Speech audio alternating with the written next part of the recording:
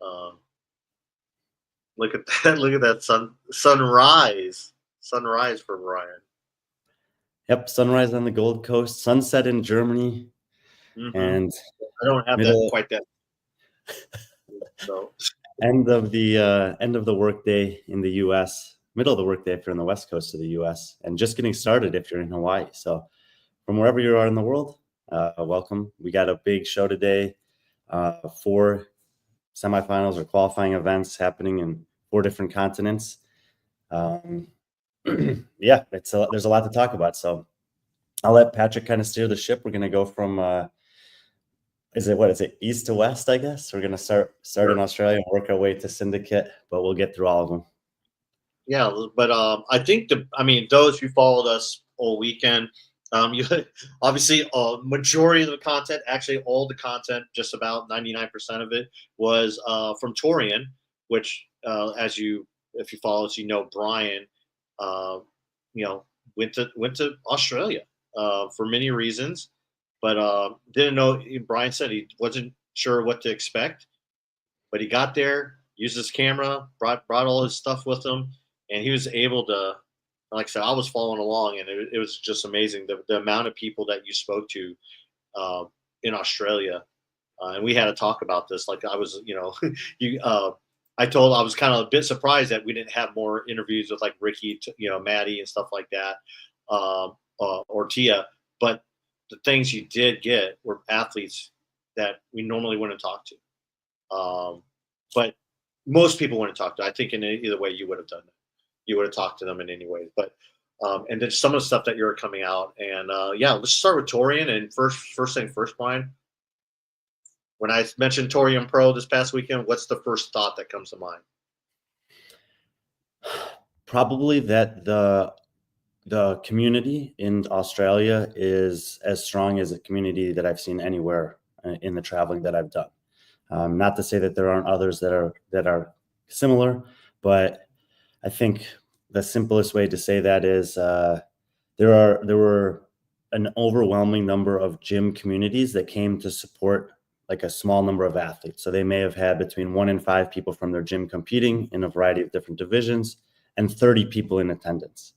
And, the stadium fills 5,000. It was close to full on both the weekend days, and the weather was about as bad as it could get, which definitely affects, people going to stuff like that. But overall, I would say that the community was the most resounding thing if I had to pick one thing here. And I think I've never been there, and I think that was one of the appeals of why I wanted to go there, is to see the spectacle that is a Torian Pro, where everyone from all around from Australia.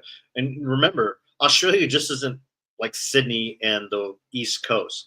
There's a lot of athletes from the West Coast, and that West Coast, it's not easy to get to. It's probably it's further. It's like just driving. As far to fly from Perth to Brisbane is just as far as flying from LA to New York.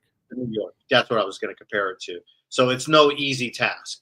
So, but there's a lot of people that come over from New Zealand also, which is still 3 to 5 hour flight depending on what part of New Zealand you're coming from. But they come for this. Like, this is the marquee event. It's the one that everyone wants to compete at, wants to be at, and when I say be at, like, the community divisions were full. The attendance around them was extreme. The show is well thought out. I mean, everyone sees the dancing on Saturday night, and I can't really overstate how cool it was to be there in person for that. But it's the fire, it's the music, it's the way they announce the athletes. There's a lot of attention to detail that makes the experience good for everybody who's on site there. Even stuff like it's in an arena that really lends itself to hosting an event, not just a competition. The tennis stadium is obviously circular, and as you walk around it, if you had a chance to watch, I did like a venue walkthrough on Saturday morning. I think it wasn't at full capacity. Like, people were still not trickling in. Probably like twice as many people came later in the day than when I did it, which was good because it's hard to walk around at times. But there's like 90% of that circle is full with either vendors, sponsors, partners, competition, or even food trucks. And the amount of food trucks they have, like, it's a small thing, but if people were And if anyone was at West Coast Classic like 2 years ago when it was in Carson, the lines for the food were crazy, like almost to the point where I didn't want to get food. Here they had so many vendors there to accommodate the people so that there was never more than a line of 20 anywhere.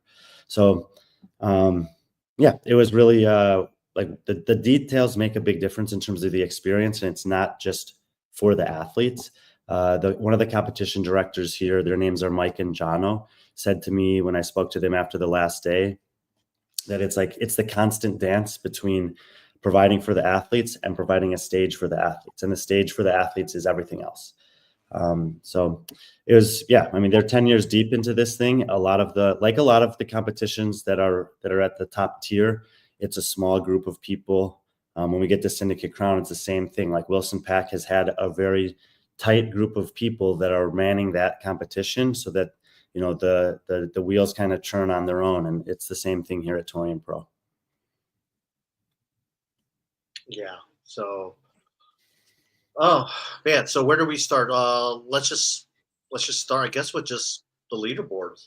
So we'll jump over. Let me switch over to Torian Pro. So many leaderboards here. There we go. Sure. Start with the men's side. And I mean, really no surprise. The top two spots. Ricky becoming the first 3-time Torian Pro champion. Let me just say no surprise for the top 3 spots. I mean, I don't know. I think Bailey Martin, if was healthy, I think he might have finished third. Well, he might have finished second. He might, you know, there was only 3 points between Jay and Ghee. So, I mean, that's the surprise that, you know, Bailey Martin, and we'll talk about that. He had a withdrawal. But I don't know. I mean, Ghee, a great performance, but I still think Bailey Martin beats Ghee. So I disagree with you, Brian. Yeah, I disagree with you. Go ahead.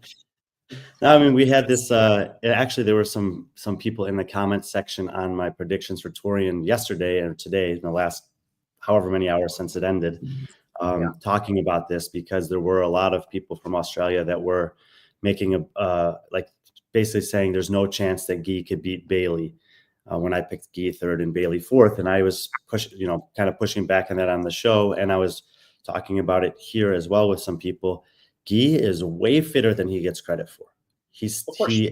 Because he's so strong and because he does these incredible feats of things every competition he goes to, those always get the highlights.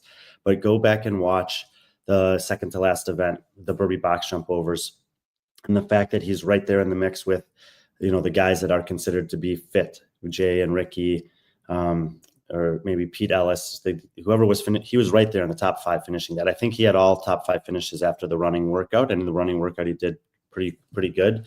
To only be 3 points behind Jay here. I mean, last year Bailey did beat Jay. It was really close between the top 3 guys. What I'm trying to say is that I think all 4 of those guys at their top form are at the very worst top 20 in the world, and probably all in the top 15 in the world. And I just want to make sure that people are not sleeping on Ghee's overall fitness. Like, strength is a part of fitness, and he didn't have a weak performance this weekend. He's shown that he can finish in the top 15 against any field anywhere in the world. And in this field, you know, he was clearly in the upper echelon along with Jay Crouch. Now, Ricky was in a different category. I mean, when you take 99% of the available points on the weekend, all first and second place finishes, this is the best version of Ricky that we've seen since I think he injured his shoulder 2 years ago. This is the most complete performance that I've seen from him. And I spoke to him, although I didn't turn the camera on, I spoke to him on the competition floor, like maybe 30 or 45 minutes after the award ceremony on Sunday night. And he is locked in. Like, his focus this year is very clear. It's the same focus that he's had since 2016, which was the first year that he won this, that he won the Torian Pro. He won it in 2016, and then 24 and 25, he's become the first 3-time champion of this competition on the men's side. And yeah, he's really focused on the games this year. I mean, he wants that top spot, and I think that the men's field is wide open. There's at least a handful, if not more, men that really could win in Albany this summer. And if he is healthy and locked in like he was this weekend, he's one of those guys for sure. Yeah, I know Ghee. He gets a lot of, and Pool Boys here. He made a comment about it, and I kind of agree with what Pool Boy says here because just other events. But the thing is, it's like fitness is kind of relative when it comes to these athletes. Sometimes they're going to be fit at certain times in the year. Sometimes they aren't. It's all about peaks. I mean, you wouldn't say Patrick Vellner's not fit, but he didn't look really good at the WFP. But you still wouldn't call him not fit. I just think there are certain things he's just, if you put a freaking 5K out there, he's not going to win it, but he's going to win. He has more home runs, but for people to say that he's fit and that, that he's a specialist, I don't get that. I mean, they've obviously never looked at Ghee's full body of work, or they just have a bad impression of him from other things. But I think overall Ghee's just great. He's a great person, a great individual. I hardly hear I don't think I've ever heard any athlete say anything negative about him. He's just a very pleasant person. I mean, I know when Sahara was thinking about coming over to compete in Mayhem Classic, he told her hey, you're staying with me. You don't have to pay for Airbnb or stay at a hotel. You're staying with me. And this is someone that he only met Sahara once, and that was at Tier SoCal. But they've developed a friendship, and that's just how it is. If you've met Ghee and you got to know him, you would, and we're not talking about him as a person. We're just talking about him as an athlete. But I'm saying that's part of who he is. What you see is what you get. When you are an athlete who has multiple top 10 CrossFit Games finishes, multiple top 10 Rogue finishes, 12th place at WFP, top 10s at Wodapalooza, wins at semifinal level, podiums at Torian Pro, the events line up for him because he's fit. I mean, I don't really have patience for it anymore. He's one of the best guys on earth. He's the best guy that South America's ever seen. I'd rather talk about this comment. Why did he go there and not Brazil? I'd imagine Australia is more expensive. Definitely it's more expensive. Probably he has sponsors to help out with that. But either way, I spoke to the directors from Torian Pro, and I commended them for allowing their competition to be open to people who wanted to travel there or do the qualifier and then travel there to compete. There were also some invites available for this competition, which I think is completely appropriate for past champions and some special circumstances.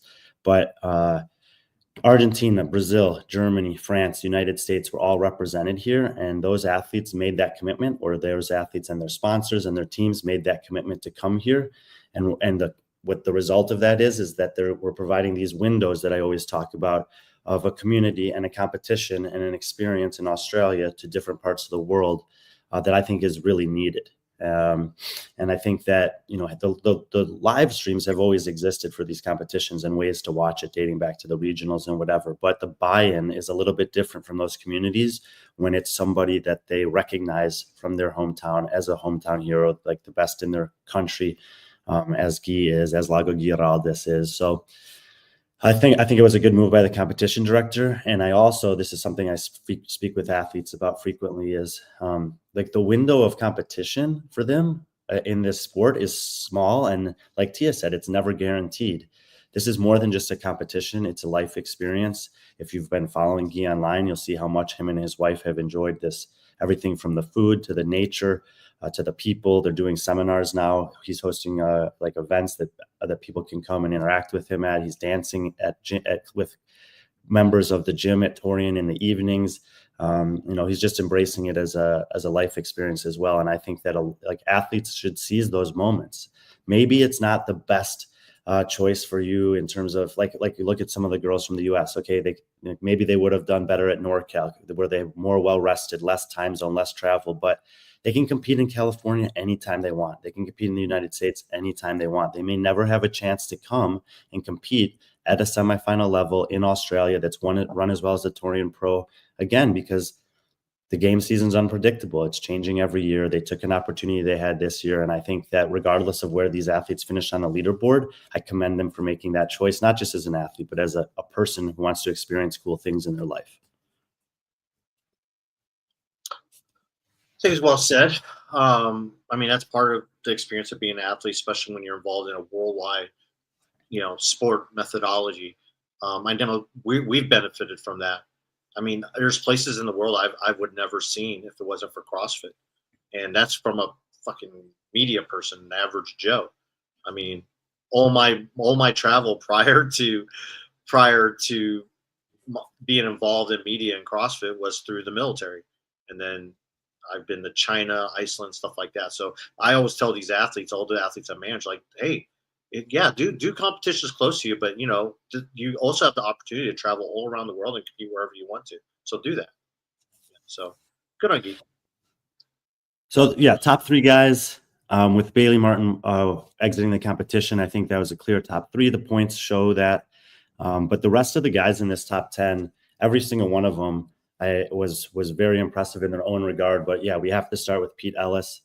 First of all, this is like Pete Ellis from an athletic perspective. We've got some data on him. We've seen what he's capable of doing. He's made the CrossFit Games last season. But I never got to see him compete in person before. I never got to have a real meaningful conversation with him. And the way that they had the competition kind of set up, the athletes competed like early afternoon and then in the evening. And a lot of them stayed on site in between. They had a nice athlete lounge, bathrooms, showers, like lounge chairs, recovery stuff, masseuses and PTs available for them.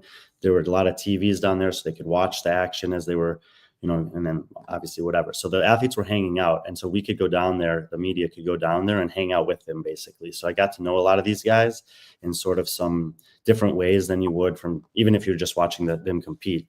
And he's one of the better guys I've seen of like having a balance between being funny and engaging and personable, and then switching it on and being like completely locked in and focused on his objective for the weekend. He got 4th on the first event, and he pretty much held the 4th spot the entire way through. He did have some better and worse performances relative to the field. But I mean, Pete Ellis was knowing that those top 3 guys could not occupy the game spots. He was in a game spot from day one. He didn't let the pressure of that deteriorate his competition performances. He got the job done when he needed to, and he's going back to the CrossFit Games. And I think that, I'm happy that that's the case. Like it's last year's games, especially for rookies, I think it was just like as unfortunate as it could be in terms of this experience that you're building your whole career to. That's just, from the start was just something that no one ever wants to really, like, you don't know how to process it and be a part of it. So this should be a renewed opportunity for Pete to go back and kind of show his class at the games for a second season. And it's very well earned. It seems like every year out of Australia, there's always like someone, there's names that we expect to be at the games. But it seems like every year there's someone new coming out of Australia. And there's also a couple Australian athletes who are like, how come they haven't made the games? You mentioned someone, we've talked about Luke de Jong before. But it seemed whether it be like Jake Douglas or, God, who was a top 10 finisher from, there's Jake Douglas, there was Matt McLeod. Seems like every year is like some new guy. And Dean Newman. Yeah, exactly. Is Isaac Newman in a long list of guys like that? A first timer that we might not see ever again at the games, or is he someone different? I mean, Isaac Newman, 8th place, 6th place, and now 5th place in 3 consecutive years at the Torian Pro. And after the last 2 seasons, I couldn't have even really told you what he looked like. Like, I just didn't have my, and that's sort of the what I was talking about. Like, what's the level of buy-in and how deep down the leaderboard and how much can you really, invest in these athletes from afar? It's difficult even when you want to. So Isaac was a name right at the top of the list of athletes that I was looking forward to meeting, learning about, seeing compete. And I mean, I feel like I should just shut up for a second while he's finishing this workout. Like, you were there. You're describe what happened in that moment. You mentioned that last run. You're describing it to me. Walk me through that, or walk us through that. So the media pits were like, when I was standing there, like I would say from here up was kind of like, or maybe waist up was at the floor level. So we were like lower than the lower tier of fans, but the fans in the front row along that media pit were there all weekend long. So I was talking to them a lot. and the media members, I was talking to them a lot, and we were having a conversation when the men were going out on the floor. And I said, like, right now, of all the athletes on the floor, Isaac Newman is feeling the pressure more than anyone, because Ben Fowler was still in the mix, but Ben Fowler's equation was laid out for him. You have to go for it, and whatever happens, happens. Like, there's no other option. Pete Ellis had a little bit of leeway, and he's done it before, and the other guys were so well clear that it was they were going to make the podium and whatever. Isaac Newman, I've been talking to him throughout the weekend, and he didn't know. Like, he knows he was in the top 8 the last 2 seasons here, but he didn't know if he would be good enough to be in contention for a game spot this year or not. He doesn't do a ton of competitions. It's a deep field. There's some veterans coming back. There's always some new guys. Some of the athletes like Ben Fowler have gone and competed in Spain and in the UAE and have this experience that he doesn't have. So to be coming into the last event in one of those qualifying spots, the interview I did with him was after event 5 and before event 6. And it was like this really fine line for him between I'm having a great weekend and do I really believe that I'm good enough to get a game spots out of a region like this? So I watched, and he was calculated on the first set of muscle ups. He looked shaky with those logs on the first carry. And I was like, ooh, I don't know, because there were a lot of good times that already come out of other heats. Right in the lane next to him, Jack Monahan was smashing the workout. So like his points were just going down and down. And I was, the good thing for him that I don't know if he paid attention to is Ben Fowler was struggling even more with the workout. But the last carry, when he went to pick him up, I mean, how many guys, if you watched all the heats, guys and girls were dropping it once or twice on that last 90 feet down the floor. And he just looked like he went into an alter ego mode, like something overtook his body. I described it as like Super Saiyan. He just picked these things up and he was never going to let them go. And halfway down the competition floor, he must have realized that. He looked straight into the crowd and just started yelling. And from where I was, I mean, it was loud in the arena and I could still hear him just letting out these primal screams as he's carrying 400 plus pounds worth of weight to the finish line and basically to the CrossFit Games. And look at the celebration. I mean, he knew it right away. It was one of the coolest moments I've seen in this sport. That's cool. You mentioned Jack Monahan. He was close, but then between basically 5th, that final game spot, which we knew it was going to be to one of those athletes outside of the top 3, outside of Ricky, Jay, and Ghee. So we knew it was going to be backfilled, probably, the 3rd, 4th, or 5th spot. But it was pretty much. It was another race. I mean, Jack, Royce, they were in that other tier. It looks like at any point were those, and probably on Saturday, were any of these people a threat to any of those game spots that ended up? You mentioned Ben Fowler. Yeah, Jack and Royce basically bumped up several spots based on their last workout. Ben Fowler was in the mix the entire competition. Hiko Curtis was in the mix the entire competition until the final. They had their worst finishes in the final and dropped down while Jack and Royce bumped up. But Jack Monahan, this guy was 10th place last year at Torian after getting the final backfill spot in the qualifier last season. He competed, I think he got 5th or 6th at Down Under as well, which is the other premier competition here. And then he broke his foot. He was on crutches for like 3 months. He had less than 3 weeks to train prior to the Open. He finished top 400 in the world despite that, qualified for this, and shows up. And I got an interview with him early on because I was like, damn, this kid looks really good. And then he told me all of that. And I'm like, what the heck? Like, Mike Poolboy's in the chat saying he's been trying to peak for 13 years. This guy's been off crutches for like 4 months. And here he is taking 6th place at this competition and beating a ton of credible athletes. So this is a young guy that I've absolutely got earmarked as if he can string a good year together and come in fully trained and healthy, that he can definitely add his name to the list of guys who qualify out of this region too. So it looks like all on this men's side, all Aussies, no one from New Zealand, due to Bailey Martin Hiko withdrawing. But yeah, we go down that list. We go down to Ben Fowler, Hiko, who's from New Zealand, and Riley Martin. Those are our next finishers from New Zealand. Yeah, all awesome guys, all super fit. I'm just I'm hopeful that guys like that can find a way, or that sponsors can help them, or competitions can help them find a way to get even one competition experience outside of of Oceania in the upcoming year. Like these guys will enhance if you're a competition director or a sponsor, like these guys will enhance your brand and enhance your competitions by having them in the field. So, I wouldn't like. I think the best, and I think we've talked about this before. I think for them, the best options for them are to seek out opportunities in the UAE, in the Middle East, and also in Asia. Those type of opportunities, one. It's not as expensive. It's not as the traveling is not as hard on their body, and it gets them against a different field. It's easy to say something like Dubai, where Dubai used to get a lot of these Australian, New Zealand, Oceania athletes.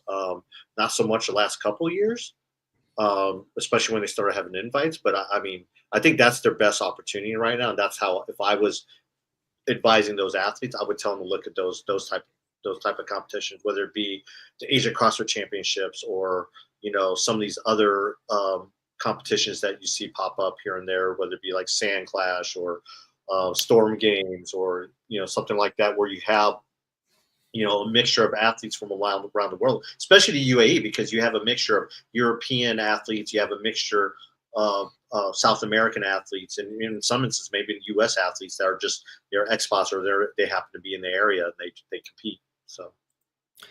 Yeah, and if you're an athlete, a coach, a manager of these guys, like reach out to competitions. You never know if you ask what could happen.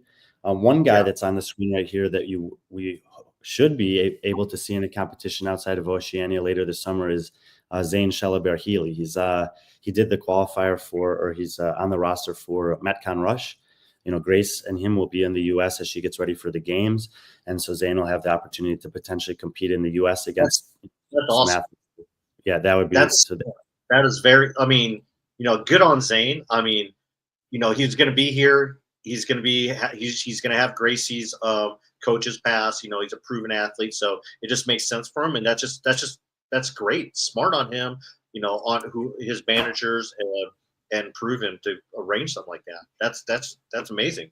I think that's and cool. Zane had a full pec tear, and you can still see the scarring from the surgery. A month before this competition, he wasn't sure if he'd be able to do it or not. He was very, if you watched closely in the final, he was, conscious of the ring muscle ups and not making sure to not do any damage there. So he had a great performance. You can see the points are really tight here around the 10 spot, but I think he's actually even better than this result shows, as he was just coming back from that injury. So another, month or so until Metcon Rush, and I think we'll see an even a better version of Zane. So, and I'm excited to see because, he's a representative of this region that's in this mix and an optimal form. Maybe he's as high as 5th or 6th, and maybe a bad week. He's in that group of 10 really good athletes. And now we can maybe get a benchmark of how he does against, and the field in Metcon Rush is going to be similar to what Syndicate Crown was actually. So, we'll see how he stacks up there. Yeah. And we'll talk about Metcon Rush in a future time, but yeah, Metcon Rush after the games, you have that in a first 4 monster comp. There's competitions that for these athletes who, for whatever reason, their season necessarily isn't over and they need a competition to kind of give them that book end of their season. There's plenty of those out there. Nice, Wes. Perfect, Wes. I want to just take Lynn's comment here. Hiko, my new favorite athlete, Riley is a technician lifter. If you didn't watch Riley Martin on the clean ladder, that's worth watching. That is just, I was blown away. You expect it from Ghee, but Riley Martin is absolutely an assassin with a barbell. The guy's got a ton of potential. He's got this baseline of skills that is what you kind of look for and then you can see where he can build upon that. He's still super young, obviously. He's got an incredible training environment here. Him and his brother have been in Torian, at CrossFit Torian for over 2 years now. So I think that Riley's baseline, especially with lifting, is going to propel him for success in this space. And Hiko Curtis, like you said, I did all these interviews. I think it was 50 something reels of interviews that I posted. And that one is just killing it. He is one of the nicest and humblest humans I've ever come across. And he's super well respected. He's also incredibly fit. I think he took a toll on the burpee box jump over in the morning that affected his performance in the afternoon, but there he is. gem of a human being, and also his partner Sky, just super nice people. So yeah, favorite athlete, definitely not a bad choice. No, not at all. Let's talk about a couple more athletes. We'll move on to the women. Con Porter, it wasn't the weekend he wanted, but he seemed like it's Con. It doesn't matter. He'll make it a weekend that he'll enjoy, and he'll make sure people around him have a good time. But you got to talk to Con, hang out with him. Any thoughts? I mean, I'll just echo what Khan said to me, which is, dude, the level here is so high. Like, Khan feels as fit as he's ever been. He's one of the fittest in the world for his age group now, and he thought he could still compete for a game spot against this field. And I mean, he wasn't out of place in the competition, but he said this on Sunday morning. He's like, dude, these guys are just getting so good, and there's so many of them. And it was like one of the things that echoed throughout the weekend for me is that there is almost an overwhelming number of athletes that are 25 or younger here in the region that are like, they have like serious potential. I'm really hopeful that there's some kind of evolution of this sport where these guys get a chance to compete on some bigger stages going forward, because I think there's a lot of them that can do some damage, and Khan kind of recognize that as well. Another athlete, a lot of hype coming in. Didn't perform up to his standard, but on a positive note, it's an athlete that you've been talking to for probably over 5 years. He came on your radar. You finally got to meet him, Luke De Jong. I mean, how's he doing? How's he feeling? Dude, it was so. I saw tons of athletes prior to the competition, and then we had the check-in, and more people were coming, and I'm like, he was the last one basically to check in. So he was probably the athlete I was most looking forward to meeting in person, because I've been talking to him for so long, and then it was like the last person that I met. But it was such a cool moment to finally like shake his hand, look him in the eye, give him a hug, and then get to talk to him throughout the week. Yeah, if you were following along, you'll see that he had a bad first day. He said it was went as bad as it possibly could have gone. And when I interviewed him, it was the last day, and we just talked about like resiliency and like staying in the fight. And I mean, it's kind of cool. You never know how athletes are going to respond to things that you say to them. And I told him that I was like really impressed and inspired by his attitude and kind of ability to stick with it. But that's not something that's new to him. Like, he's been dealing with adversity for years off the competition floor. And we often talk about how through training, we become more resilient to the things life throws our way. And I think that he was actually able to kind of apply the reverse here, the resiliency, the tenacity that he's developed in life, to allow him to tap into a mindset after a bad day one, which was, let me climb as high as I can. Let me fight all the way to the end. And after being like in the first heat, he was like 34th or 5th after one day, to bump all the way back up to 13th against this field is a testament to him doing exactly what he said he set out to do. Yeah, and again, he's still young. He's he's like 22, 23 now. So maybe even younger. I don't know. No, I think closer. I think he's like, he's 23 or 24. But I mean, him, Zach Thomas, and Max Lees, this is just also cool. Like, probably a lot of people remember being on a football team, basketball team, soccer, baseball, whatever, with their buddies growing up and being like, dude, one day we're going to play for the Yankees. One day we're going to represent the U.S. at the World Cup, whatever. Like, these three guys literally grew up together in Wollongong, and now they're all representing that community on the biggest stage in their country and their sport. And although Zach didn't make it through the entire weekend again, they got 2.5 full days of competition against each other, and talking to them all, it was very meaningful to them to be able to do that. And like I said, as a young person who played sports and had these aspirations, like, it's pretty cool to hear them talk about that, and then to see it like come to fruition this season for the three of them. Yeah, that is really cool. The Gong is becoming quietly and quickly becoming the epicenter of CrossFit in the Oceania region. Used to be Torian, which Torian still is, but it looks like the Gong is where everyone's going, with Ricky and Benny kind of leading the way there. So that's really cool to see. Great community, high level community. There's these pockets, because Australia is so big, but there's not a lot of like actually really inhabitable and places to live. Perth, Wollongong, Sydney, and Brisbane. A little bit less in Melbourne, but those are like the 5 areas. And yeah, Wollongong is absolutely on the way up. Let's move over to the women. All right, let's just talk about Tia. I mean, 597 out of a possible 600 points.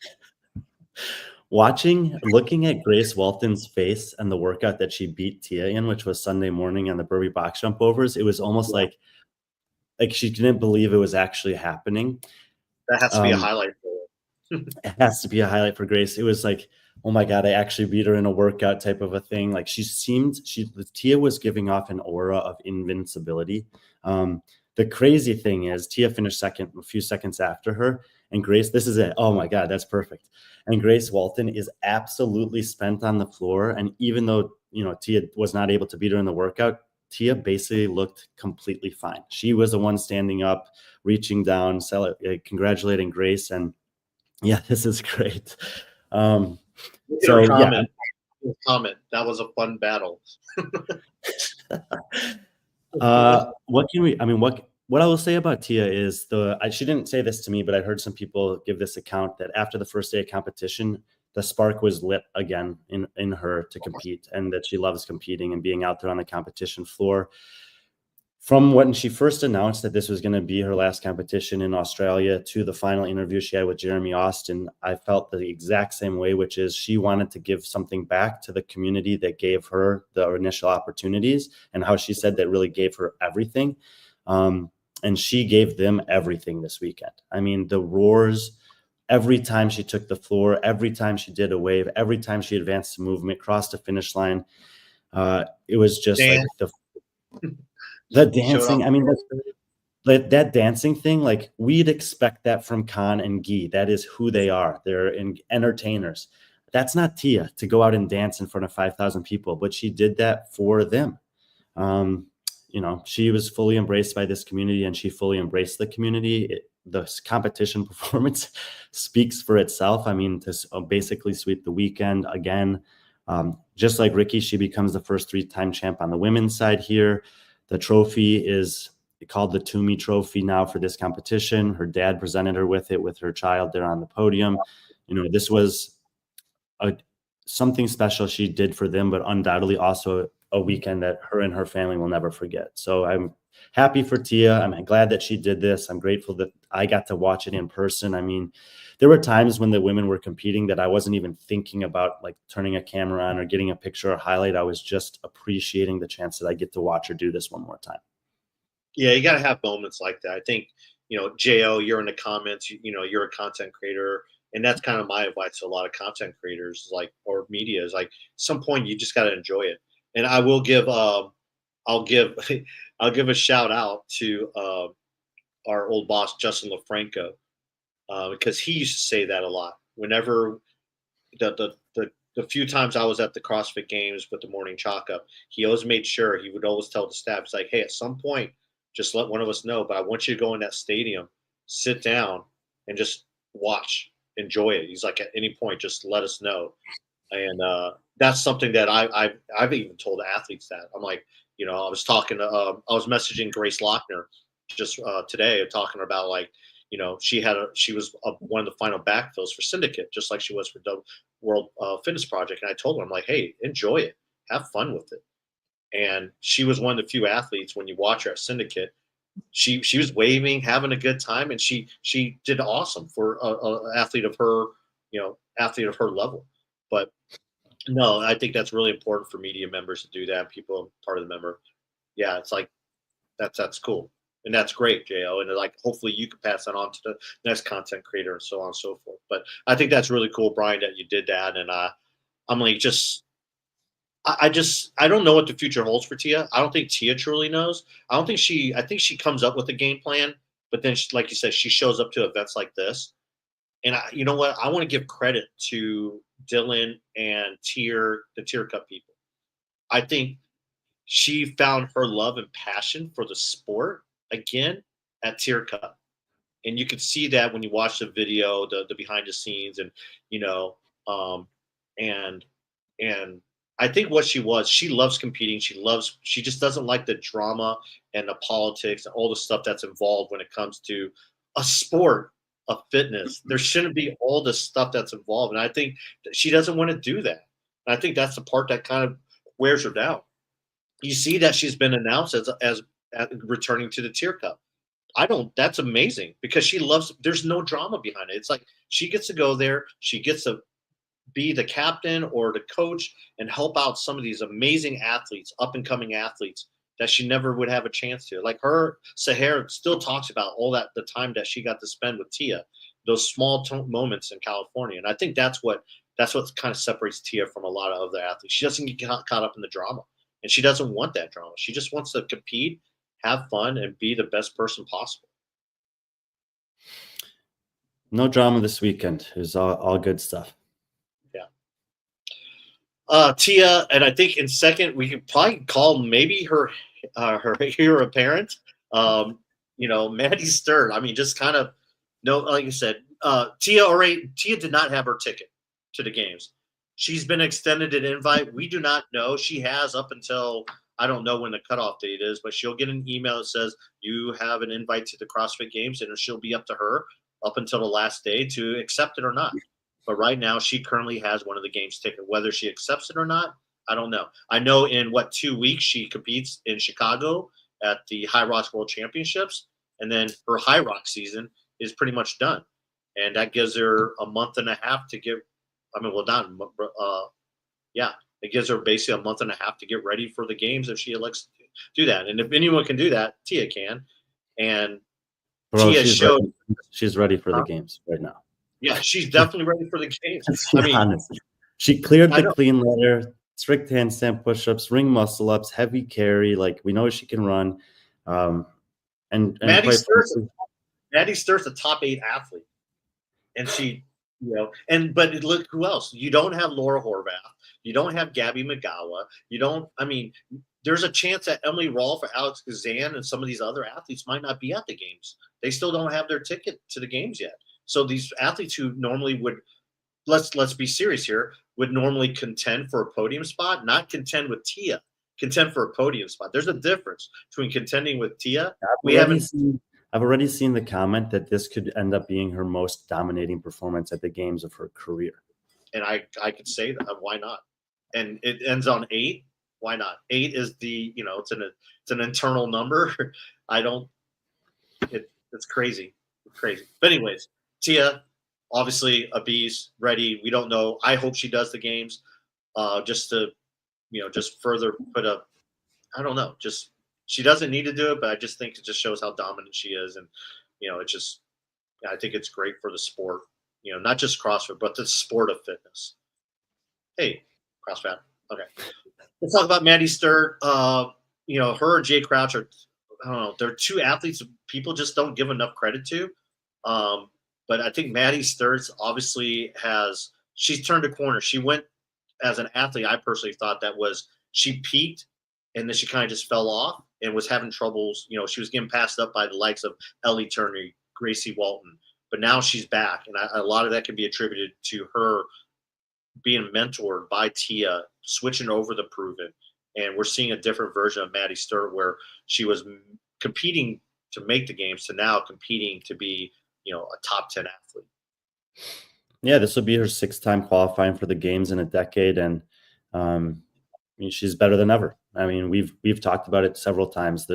When athletes change coaches or change training camps or change protocols, whatever, it's a risk. It's a gamble. You don't know how it's going to go, and just because it's a good move for one person doesn't mean it's a good move for every person. But it has undoubtedly been positive for Jay and Maddie since they switched to proven. The training environment, the coaching, and whatever it is working. They both are continuing to improve, continuing to impress. The performances they had this weekend, I would just describe them as professional. Like, there was nothing crazy. There was nothing bad. There was just taking care of business every time they went on the competition floor. It was her performance this weekend. It reminded me of Vellner in 2016. Like, he wasn't winning anything, but he was just always there. 2nd, 3rd, 4th, 5th, 2nd, 3rd, boom, done. Competition over, 2nd place. See you at the next one. So start to finish, great performance from Maddie. And no disrespect to Rob Forte.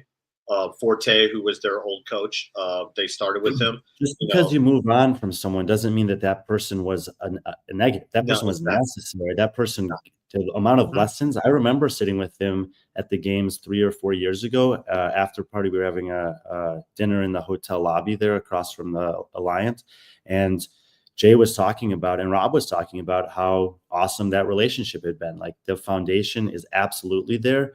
And then they've just been able to build upon it since then. We've seen this with Matt Fraser, right? He didn't stay with the same coach his whole career. He got what he needed from someone, and then he went to another one, got something there, went on and continued to build and build, get better and better. Yeah.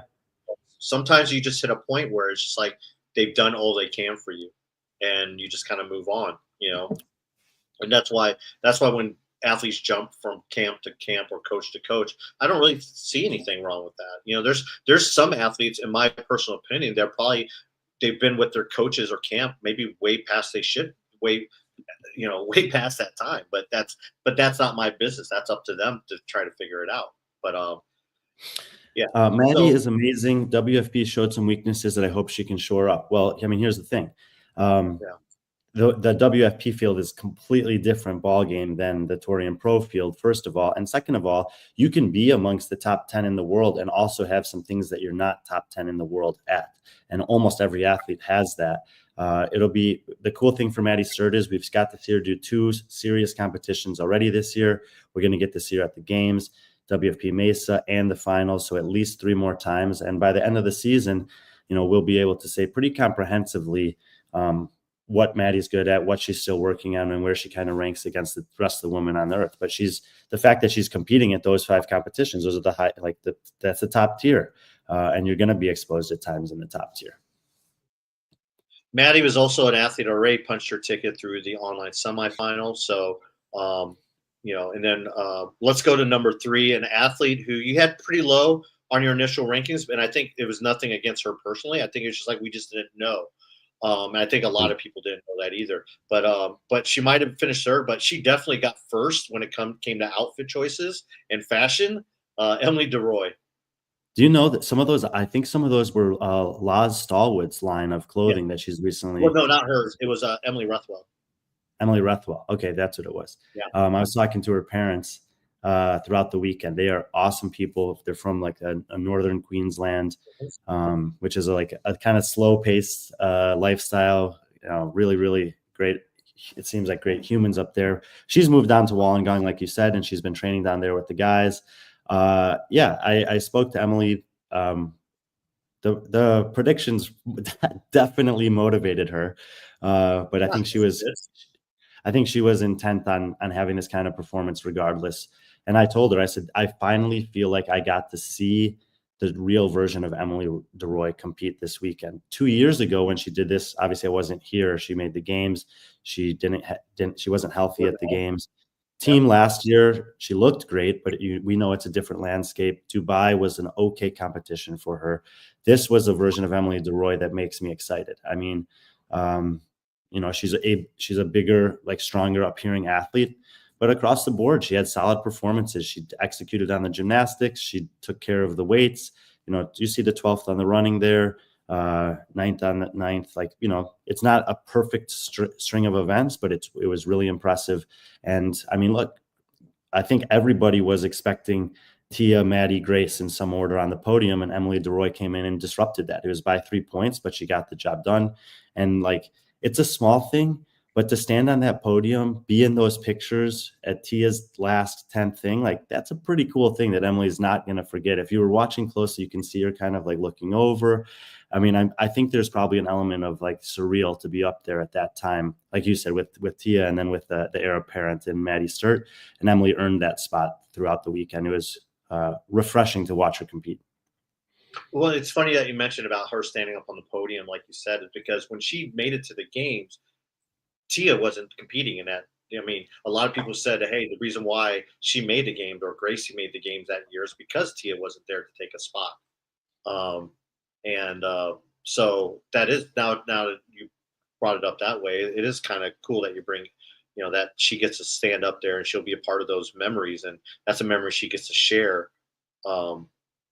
with her, friends and family and future, children. So that's just really cool. Right behind her, again, one of those athletes that we assumed would be third, there's a son, is Gracie Walton.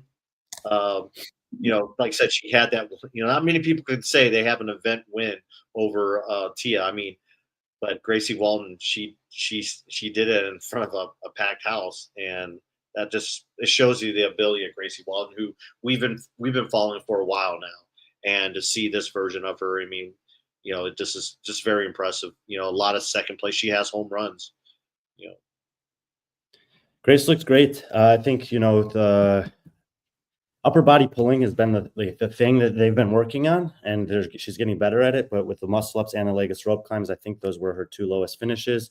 But you got to capitalize on your strengths and lean into the training and the weaknesses, and that stuff's coming along. She's way better than she was a couple of years ago at that. She's still on the way up. I think that Grace Walton is an athlete that's worth being excited about her future. She's already incredible, and I think she's still going to improve. In the event that, and I mean, she only in the event that Tia does not accept her games invite, that spot would go to the woman in number 5, games rookie last year, Georgia Pryor, who edged out Gemma Hawk, who was in 6th by 1 point. So that might end up being a very go to event 6 and look at their times on this final workout. Wow. And Gemma was ahead of Georgia by 2 points going into the final, and they finished within 0.3 of a second of each other. Georgia Pryor, though, 4th time in a row that she's competed and finished in the top 10 at the Torian Pro. She's got things that she's great at, things that she's getting better at, but she's amongst the best athletes down here for sure. The battle between her and Gemma was intense, and that finish, obviously, if you didn't see it, it was crazy. Like, I think Gemma slid across. I think Georgia slid across. I think Gemma did a somersault. There was some judges and media people kind of obstructing my view, but it was extremely dramatic, and nobody knew, and maybe doesn't still know what exactly Tia is going to do. So it felt like it had potentially massive implications. But either way, to me, the more important thing is these are great athletes. This was a better version of Gemma Hawk than I thought I saw in Dubai. This was my probably best opportunity to really watch Georgia as an athlete compete up close and learn about her. Plus, I got to speak with Jake Douglas a bunch throughout the weekend, and he's talked about some of the things they worked on. And it's so interesting talking to them. Like, if you look at her competition or her results there, and you go to workout 5, I was watching. This was a ski erg, dumbbell snatch, burpee, box jump over, and I'm like, man, she's so slow off of the ski erg compared to the rest of the women that are in the top 10. Like, what's going on?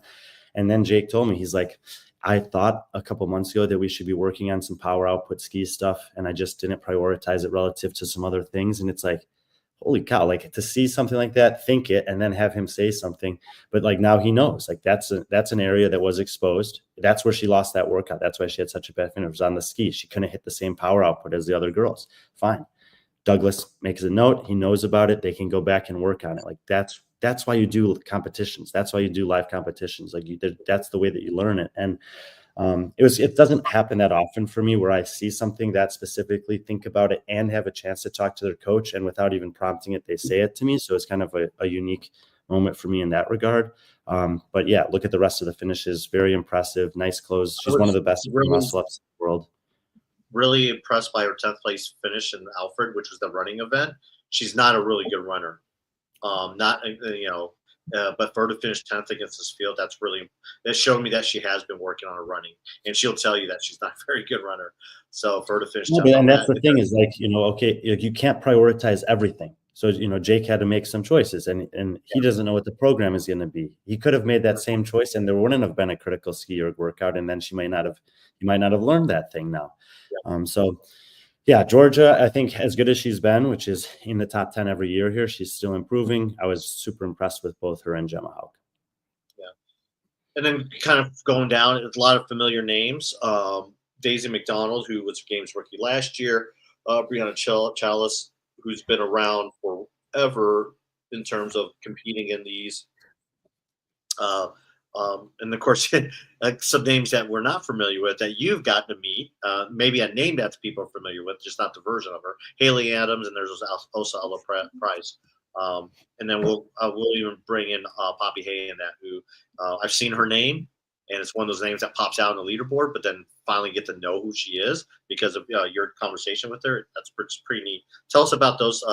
Let's just talk. I mean, briefly talk about those group of women I just mentioned. Yeah. Daisy McDonald also graduated from university, opened her own business this year. She's, like I said, one of the critical athletes that are really embedded into their communities. Haley Adams actually trains with her at Wolf Den CrossFit. And Haley was in that final heat amongst just the all-stars of the region. Like, it had to be one of the cool, you only get 8 lanes at Torian Pro, and to be in that final heat was probably pretty surreal for her, but I want her to know that was well earned. Haley Adams is really impressive, and she's still super young. Ella Price, from New Zealand, but lives in Perth. Super nice young girl, working on her strength. She had some great moments. She happened to be in a lane really close to me during the clean ladder, so you got to see not just like hitting the weights, but also the like what it meant to her, the grit, the determination to stand it up, and then I think when like you could see the smile or the kind of like hell yeah sort of in her face, and then you know, for me, I think about all the time in the gym that it takes to get to that moment to be able to hit a new weight. I think it was a PB. So many of the women in this field hit like their heaviest clean ever on in that workout, and they were doing it with the shorter bars that don't have that kind of whip reaction that helps you get out of the bottom. And then Poppy Hay, she won the qualifier, like running away with the qualifier to get into this competition. Obviously, there's also the invited athletes, but if you go down to event 5, you see 3rd place there, which is like basically that capacity test that I talked about. Last day, best day. You love to see that in a young athlete. Most of these women that I spoke to, it's like they come here and they're not exactly sure where they stack up, how they're going to do. And then they kind of, as the weekend goes on, they kind of realize like, yeah, I do belong here. Yeah, I do fit in here. And that's the most important thing for young athletes. Yeah, they need that. I would say Ella, Haley, Poppy, Michelle Hayes, Madison Gilmore that we see on this list. Like, these are the next up and coming athletes in the region. And some of them are going to, maybe this is how sport goes. Like, maybe this will be the highest that some of them get, but some of them are going to keep going up and up, and some of them you'll eventually see compete internationally. And that's what we saw. That's what we've seen with Gracie and like Georgia Pryor. Those are, and Ellie Turner at one point. So they're right behind them. I mean, those 3 women I just mentioned aren't very old. They're like 25s, 26. But now you have another batch falling in behind them that are following in their footsteps. So, you got a chance to talk to Hannah Black? How's she feeling? I mean, coming off a high and a low at TFX, and then just turning around quickly and flying to Australia. Obviously, not the performance she wanted, but I think overall, knowing Hannah, it was more about the experience to be around and just her attitude towards things is often positive. Yeah, I think two real thoughts about Hannah. I mean, she's here with Hannah Hardy and Logan Thomas, and I spoke to all 3 of them. I think the only interview I put out was with Logan, but yeah, they're here just as much for the life experience as the competition experience. They saw the opportunity that Mike and Jono created this year and took advantage of it.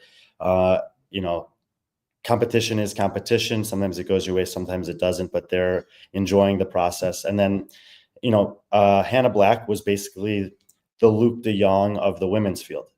Really difficult first day. Didn't let that deteriorate from the weekend. She went back out there in the first heat, which, I mean, it could be embarrassing for someone who was like 1 rep away from making the games to then be in the bottom heat after 1 day of competition. And I never saw 1 ounce of that from Hannah Black. She was, I don't think she's going to be at NorCal. She's staying in Australia till Friday. So that would be a pretty tough or impossible feat, I think, to achieve. But she never showed any kind of letdown. Like, she just kept going back out there and doing her thing. And just like Luke, she climbed from in the 30s all the way up to almost hitting the top 10, finished on a high point. So I was proud of Hannah Black this weekend. That's good. I think, your Verena, who we know, from Germany, flew in, from Norway to Germany to that. Kind of the same thing with her, just kind of the experience. It's one of those things where CrossFit's given some of these athletes an opportunity to go to places in the world they normally would never go or have a reason to go. So, and then, like I said, you mentioned Hannah Hardy and Logan Thomas. So, yeah. So, like Suggen said, this could be a 4-hour show, but so we're going to move on from Torian Pro. But that's the one that we're going to speak a lot about. It only had 2. This is something that we talked about when it was a semifinal. When it was only getting 2 or 3 spots, and we always said that it should be getting more. Well, we see that there's 4 games athletes coming. I mean, it ends up being 4 games athletes because of the online qualifier, and both on the men's and women's side. So you have 8 athletes that are going to be competing at the games from this region, and all of them are Australian, actually. So just something to keep in mind. So let's move on to our next competition. This is one that I was tracking all weekend, and that's the Far East Throwdown in Busan, South Korea. So, did you get any of this? I watched like a couple of the final heats. It's kind of sometimes I was just scrolling through. Obviously, there's a lot going on. Time zones are crazy. But at the top of the leaderboard, we basically thought that when Sven Jeans withdrew from the competition, that Morteza and Thiago would be the top 2 guys here.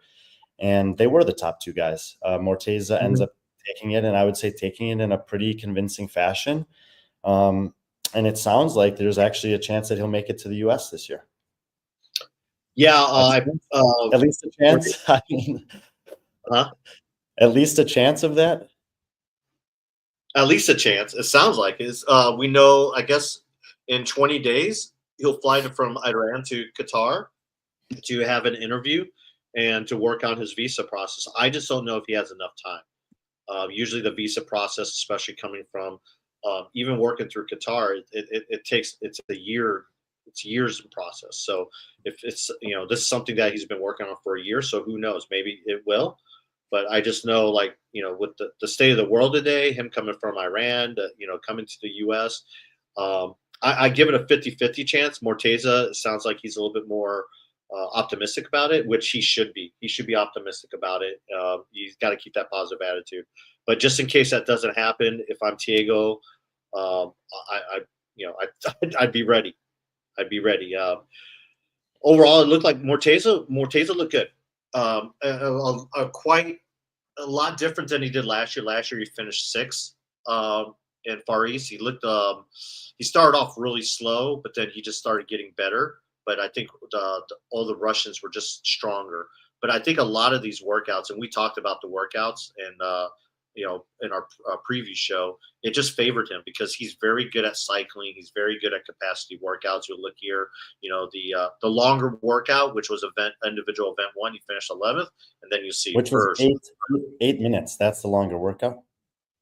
Yeah, pretty much. I'll just say it. I wasn't, in terms of a test to qualify to the CrossFit Games, I don't think this was the test. That's not to say that the fit people didn't rise to the top, but when you talk about him getting off to a slow start last year, obviously the running was kind of weird, but there was no running in any way in this competition other than maybe transitions. There was an excessive amount of barbell, a lot of barbell cycling. Those are the things that he's great at. And but as an athlete, like, hey, if that's what you're going to give me, then go out there and do your thing. And Morteza absolutely did his thing. Yeah, it's like all you can do is just you can only do so much. You have to. The programming was 3 event wins, 6 top 5s. He just looked really good. He looked like he looked comfortable out there. He had his brother with him, Sarush. I believe in the interview he had was 10 years younger. There was 3 Iranians there, and they, it was good. It was he seemed like he was very relaxed. Obviously, this being his 3rd time in Korea, 4th time in Korea, he obviously knows the surrounding. He knows the competition. Not having the Russians in the field, and that was something I asked. I'm like, how come the Russians aren't? There's not as many Russians, and there. I got a kind of a mixed bag of comments. I had some where just like the Russians they're just not interested in competing in the CrossFit season anymore. A lot of them were like, a lot of them said they didn't compete because a lot of them they haven't started the visa process, so there's no way that even if they did make the games or compete in the game season, that they, it was kind of pointless. So those are kind of some of the major reasons. And the top Russians, the one guy that's on the list from Russia here, Alexander Plishkin, we already know he has his visa. So like, he could throw his hat in the ring, but you're right. Some of them, they cannot. And I mean, even Andrei Fedotov, who we had picked top 5 in this, he didn't show up because he actually did show up. He returned home. What? He, they don't know that. Well, he didn't compete. We'll say that. Yeah, he did not compete. I'm just trying to catch up with the comments here. Did they drug test an agent? They don't know what happened. I don't know what Jenny means. But they don't know what happened to who. They were talking about Bailey Martin. We didn't. We meant. And yeah, I've just chosen to give him his space and time. I checked in with him on Saturday morning, just via text message to make sure that he was okay. He said yes. Later that day, he put out a comment. Oh my gosh, dude.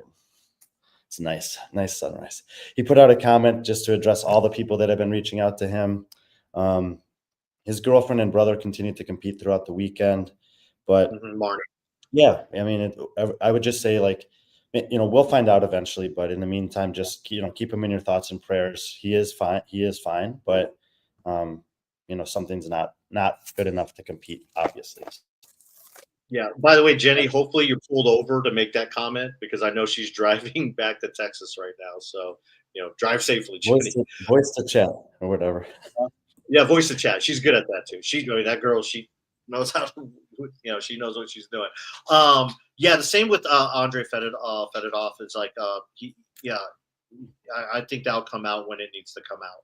So, but again, if I'm Thiago, who came all the way from Portugal, he looked good. He really did. I think he kind of maybe might have underestimated some of the competition there in terms of, like, Morteza, some of these other guys, the guys from China, and even some of the Korean athletes. But again, he had a really good final day.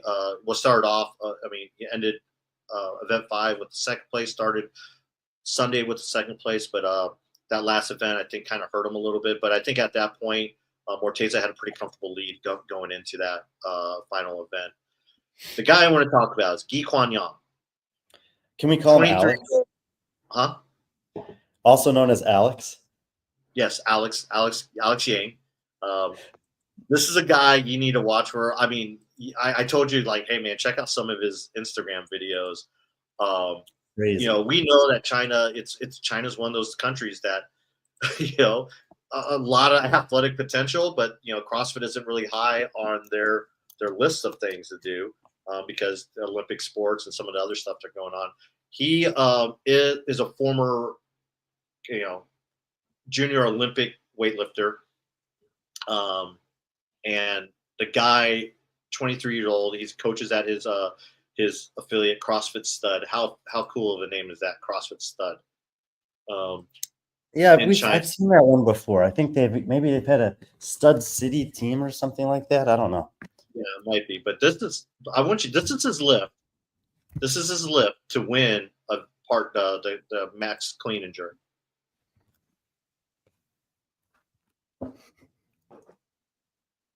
Sorry, it's a little delayed here. 395 pounds. Look how easy he does this.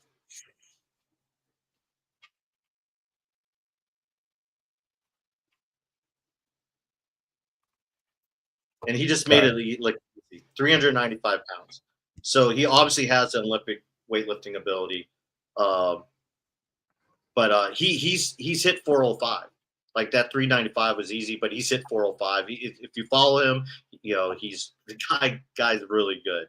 But for him to finish third and to be one of these younger athletes, at 23 years old, and he's bought into CrossFit. I was talking to some athletes. I was talking to Ant Haynes about it. He's like, the problem with China right now is, like, they don't feel like CrossFit. They feel like CrossFit kind of abandoned them after COVID. And then they also said it's expensive for them to hold. It's expensive for them to keep affiliates open as well, and it's expensive for people to be members of affiliates in China. There's less than 50 affiliates in all of China now. So that resonates. But I would say from an athlete perspective, we were talking about Riley Martin, who's got this technical lifting ability. He's got some gymnastic skills in the bag. And I think it was you who mentioned it to me. Like, that sounds like Matt Fraser young in his career. And that's not to say that this guy's going to go on to be Matt Fraser, but it is to say that you have a guy with a base of skills and strength that translates well to this sport. And the fact that he also took third place here against, these are not maybe even, we saw Anshan Grim in Wadland Fest. He's also kind of new to CrossFit and coming up in the sport, but the guys on this list compete, and he's now beating most of them. So I think that, mark down Ghee Kwan Yang or Alex Yang as a guy who's got a chance to do something. I've been saying it for a couple of years publicly now that eventually someone's going to come out of China and just blow the doors down. And maybe he's a guy who could possibly do that. Yeah, and granted, like I said, there is a lot of barbell. Ghee Kwan Yang obviously knows how to move a barbell. I don't know how he is in running events or anything that shows capacity or fitness, but he did enough. As you can see, he didn't really get capped in anything, and that's kind of a determination where you'll see a drop off in the athletes in these regions if you start seeing a lot of them getting capped. But he didn't get capped in anything. Now, granted, these weren't long workouts, like you said. I mean, the longest capacity workout I think was 9 minutes. I think was a time cap on one, or 12 minutes. Individual event was 11:25. No, he has a lot of potential. Really good build. He's not really sure. I mean, he looks like the real deal. I think he just needs maybe I don't know who his coach is. He might be coaching himself for all I know. I want to learn more about it. I would say the same thing I said about the athletes down here. Like, somebody get a hold of this guy, reach out to him, find out what he's doing, see if you can get him to a competition, give him an invite. Having someone from China that's relevant, that gets some exposure in some other markets, like, that's extremely positive for the growth of this thing on the global level. So, I didn't get to watch much of the competition yet, like I said, but from what we can see on paper, this guy looks like he's got some skills. And man, it would be really cool to have a guy from China that's relevant at the world stage. Yeah, this is a guy, if Dubai CrossFit happens or some type of big competition in that region happens, he needs to go to it. I think he would do really well. I think he would like to go. Yeah, even if it's Storm Games, or maybe that Crucible competition. Yes, he would do good in those Crucible. Even though there's, like I said, I don't know how he is as a runner or anything like that. But if he's been doing CrossFit, he has to have some level of running. They've already announced the workouts for that competition, like 7 months ahead of time. There's more money. I know they're doing more money than last year too. So, I mean, that's something. I was talking to Sahara about that. I'm like, that's something worth looking at. I mean, you're only working out for an hour. And if you win it, you're getting like $50,000, and it pays out the top 20 spots. Well, and that's something else that I've been talking to some people about is, one of the difficult things about consuming this sport is that it takes up so much time to do it, multiple days, all day. That competition format is very digestible. Yeah, definitely. I mean, definitely is. I'll talk about Changram there. It's a guy that we posted kind of like a preview to Asia. My interview with him. I'll be back in 30 seconds. Okay, Wildland. Brian has to pee. But An Changram, he's a former not former, but he won the Olympic bronze medal in judo at the 2020 Tokyo Games. Former world champion in judo. He's only been doing CrossFit less than 2.5 years, maybe less than 3 years. His coach is Nick Fowler. If you guys don't know who Nick Fowler is, he was the coach of Brent Fikowski, Carl Saunders. He was Roman Krenikov's coach. He coaches Spencer Panchik currently. He was one of the founders of the original Brute, but he's taken Changram on. He's a great guy, has a lot of potential, he finished 15th in this event last year, and then this year finished 4th. He has a lot of upside, very athletic. Obviously, being a someone that competed in judo, they said he has an event win, 14th and a 3rd. He knows how to move a barbell. He's quick twitch muscle, very resilient, very tough athlete. It's someone I would just keep an eye on out as well. I think he's a guy. He has a lot of international competition, just not in CrossFit. So the traveling is not a big deal for him, and he knows how to adjust to stuff like that. But I really like the potential in him. Going down this list, again, Kyung Sun Kang, he's the top Korean that finished there. Jen Shang is from China. SSG Kim, he got their spirit of the competition. He's a Korean staple. And then kind of going Andrei Petkus from Russia, Alexander Plushkin from Russia. Ricardo Garcia came over with the Mexican contingent, and we'll talk about that a little later on. But the other notable name that was you're seeing is Ann Haynes, kind of like what Lynn said. He did hurt his back.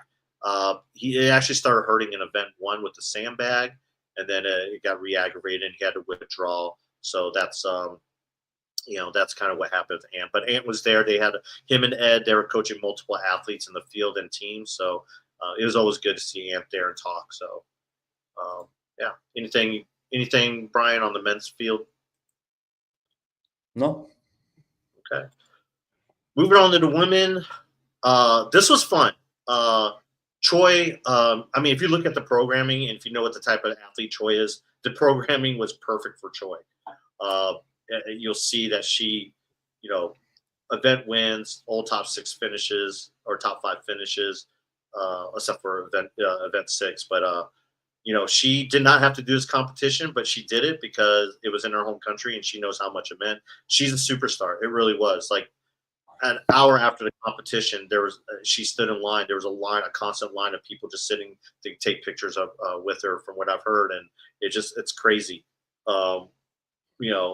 And she looked good. She looked strong. She looked happy. And like I said, that's what comes across in the broadcast. Yeah, I'm looking at this and I'm saying, like, I agree. She should have, on paper, she should have won this competition. The workouts were amazing considering her skill set, but she didn't win by much. 2 points over Meza, 5 points over Anna Ivanova. I was really impressed with both of them this weekend. Yes. Anna Ivanova, I'll start with her. She finished 4th last year. She's only 22 years old. And yeah, she looks young, but she looks like, yes. I watched two of the workouts, like the women final heat, and she looked really composed out there for a young athlete. Yeah, very composed. She reminded me of like when you watch those old like Russian gymnastics like videos, like they're almost like, they're just stoic and they don't say anything. It's kind of like, she kind of reminds me of that. She's just very professional. Her face doesn't change. She just looks like, just always ready, always on. A 9th place and a 6th place on the final. But she looked good. The improvements from last year, and she didn't have that. Last year's field was essentially, it was the same field, but you threw in Meza. And so she only finished 3 points out of the games invite, who, again, Choi won, and she already had a games invite from Wadland. So Mariana Meza gets the games invite, and we'll talk about Meza. But Anna Ivanova, if something happens, she might be going to the games. However, I don't know if she has worked on a visa or does have a visa. So, barring anything that happens, whatever. But Mariana Meza, Lynn, she won the LATAM Cup both of the years at Wadapalooza. Yes. Great, what a year for her. Yeah, and she's, I think, her performances throughout the opens and everything that she's been doing the last year, she's clearly the fittest woman in Mexico right now. Mm-hmm. She might be the fittest woman in Latin. I guess she's the fittest woman in Latin America. She's pretty much, the first year, she really caught me by surprise. I did not think that she could beat some of the women. I didn't even really know who she was. And then this year, she was coming in as a defending championship, and she defended it. When we saw she was in this field, I think I had her up in the top 3 or 4 projected coming in. But one of the things that we talked about is that we didn't know how these athletes that were traveling there would necessarily stack up against the best that are there. And Mike made this comment earlier, these dudes would get molly-whopped at Crash, but look, they're in 6th place. Do you remember we talked about Amy Hosking coming into this weekend? She's a 2-time semifinalist in the West Coast of North America, and she got beat by 5 women in this competition. It's not that much of we don't have a lot of insights to say for sure how the best athletes from different regions would fare against the top athletes. But Mike was talking about that men's field. He was talking about the men's field.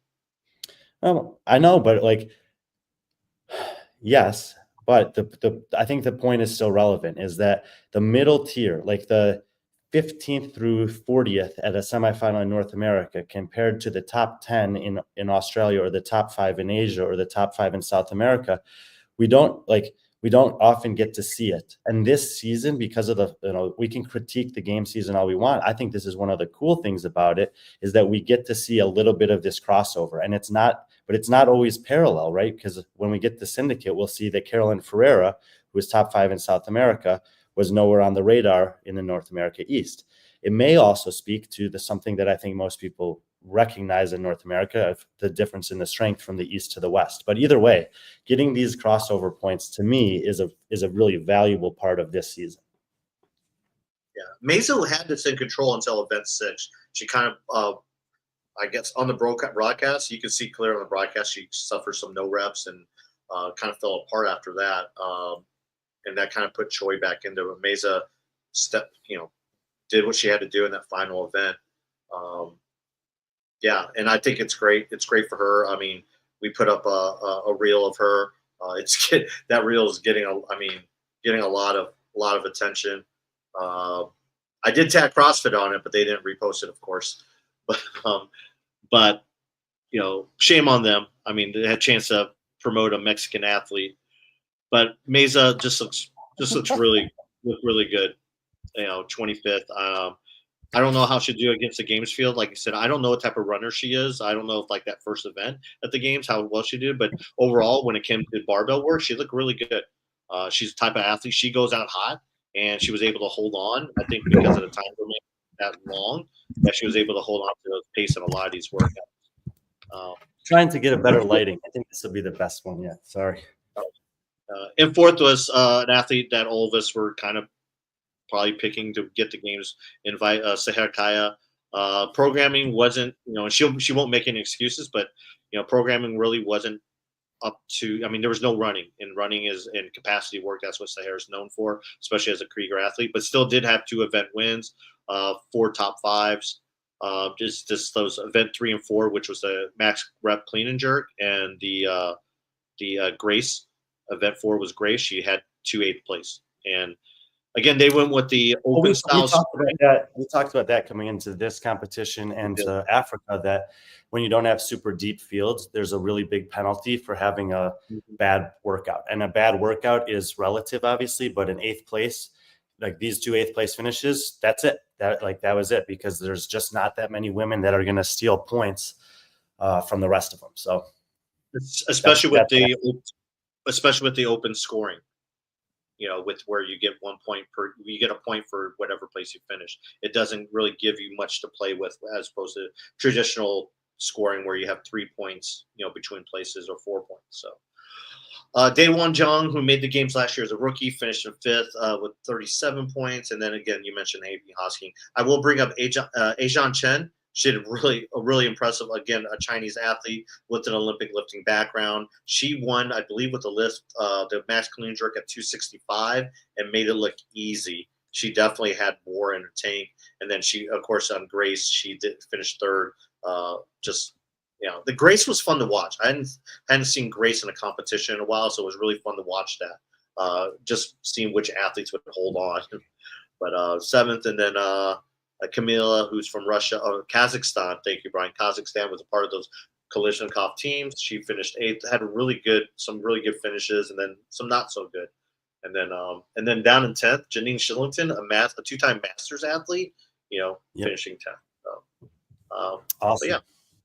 Very cool top 10 overall. A lot of different storylines there, different countries represented. And again, just congratulations to Mariana Meza. She's having an incredible year. 1 second.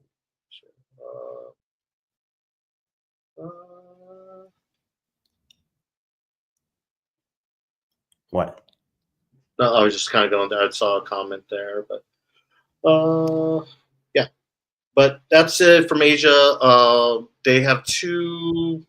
I'm still in Australia. I'm in the Gold Coast right now. A couple of days, enjoy the beach before I head back to the US. Yeah. Oops. Yeah. All right, and we'll move on to Africa. Unfortunately, Africa, I can't pull up the leaderboard because not a full leaderboard. So I'm gonna pull up the morning chalk up. They had a top 5 leaderboard because the only way you can access the leaderboard for Rebel Renegade is downloading an app. I downloaded the app on my phone, but I did not download the app on the computer. So we'll just go with the top 5 here. So yeah, with the women, let's start with the men, and then we can end with the women because I know you want to kind of talk about what happened there. But let's start with the men. Toby Buckland, this is something, as soon as they announced Rebel Renegade Games that they were opening this competition up to the Gulf countries in the Middle East, the first person we both thought of was like Toby Buckland.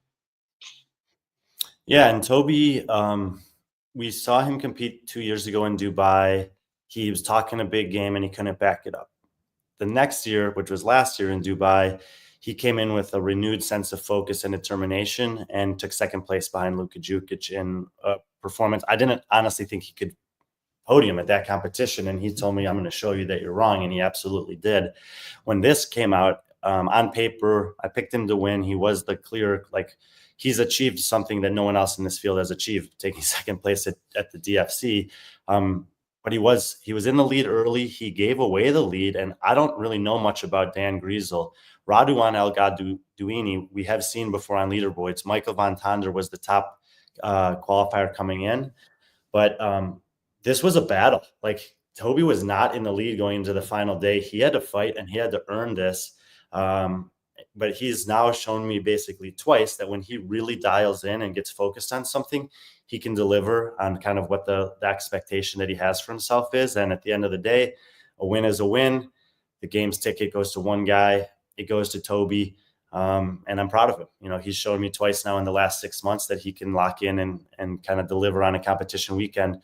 We all know that fitness is one thing, but then there's the mental capacity to withstand a battle. He traveled obviously down to South Africa with one thing in mind. And I mean, I could imagine that on Saturday night, I sent him one message. He sent me one back. I haven't had a chance to really talk to him yet, but I can imagine that there was some doubt. There was some frustration. You never know if you're going to sleep or eat well, but whatever was going on, he was able to lock in and get it done on the final day. And that's when it counts the most. So well done to Toby Buckland.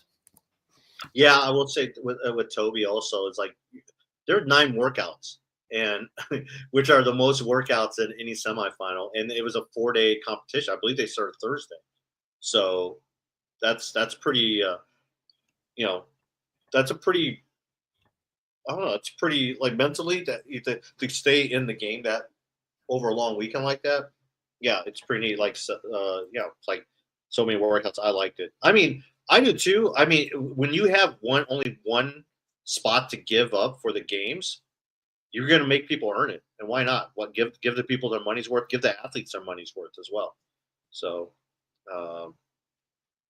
yeah, Lynn's updating us with the other ones, but it was good to see some new names here. Obviously, some of the familiar names that we're used to seeing out of Africa weren't there or were not competing. But we're seeing some other athletes there. And again, they didn't make it easy for someone like Toby. Toby's a little bit more established, has a lot more higher skill, higher level competitions.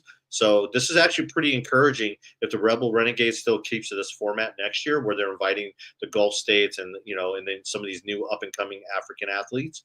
It'll be really interesting. The future looks kind of bright for Rebel. Yeah.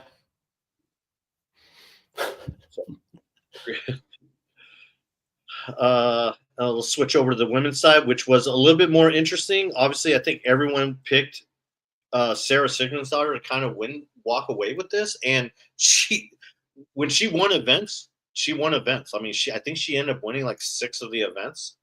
But however, she struggled in some other ones, but it would look like struggling on paper. But for her, she took them all away as wins. So let's talk about Sarah, and then we'll talk about Christina and Evie after that. But Sarah Sigmundsdottir finishing third. Watching the broadcast, watching her interact with everyone, she seemed happy. Yeah, and I basically learned in the run up to the competition, and I think people may have also learned if they watched throughout the broadcast that the running just doesn't feel good for her knee. And there was a very running intensive workout that basically kept her from winning this competition. We were just talking about how there was no running at all in Asia.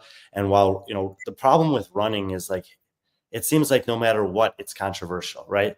The treadmills weren't accurate. They made us run outside, and how can we measure that in an online semifinal? Even when they do running at these live competitions, there's something that's, the lane assignments matter because he got out the door before I did. Like, but on the other side, running is critical. And we talked about it. I talked about it. Where did I talk about it? Maybe on an Instagram live or in something. But that's what really shone through at Torian is that these athletes, Ricky, Jay, Maddie, and Tia, who have been training for High Rocks and leaning into a ton of running, are just so freaking fit. And I talked to them about this. They're also doing a lot of rowing, like a lot of volume of running, a lot of volume of rowing, and it pays off. So that's all that to say is that I think it's critical to find a way to test running before getting athletes to the CrossFit Games.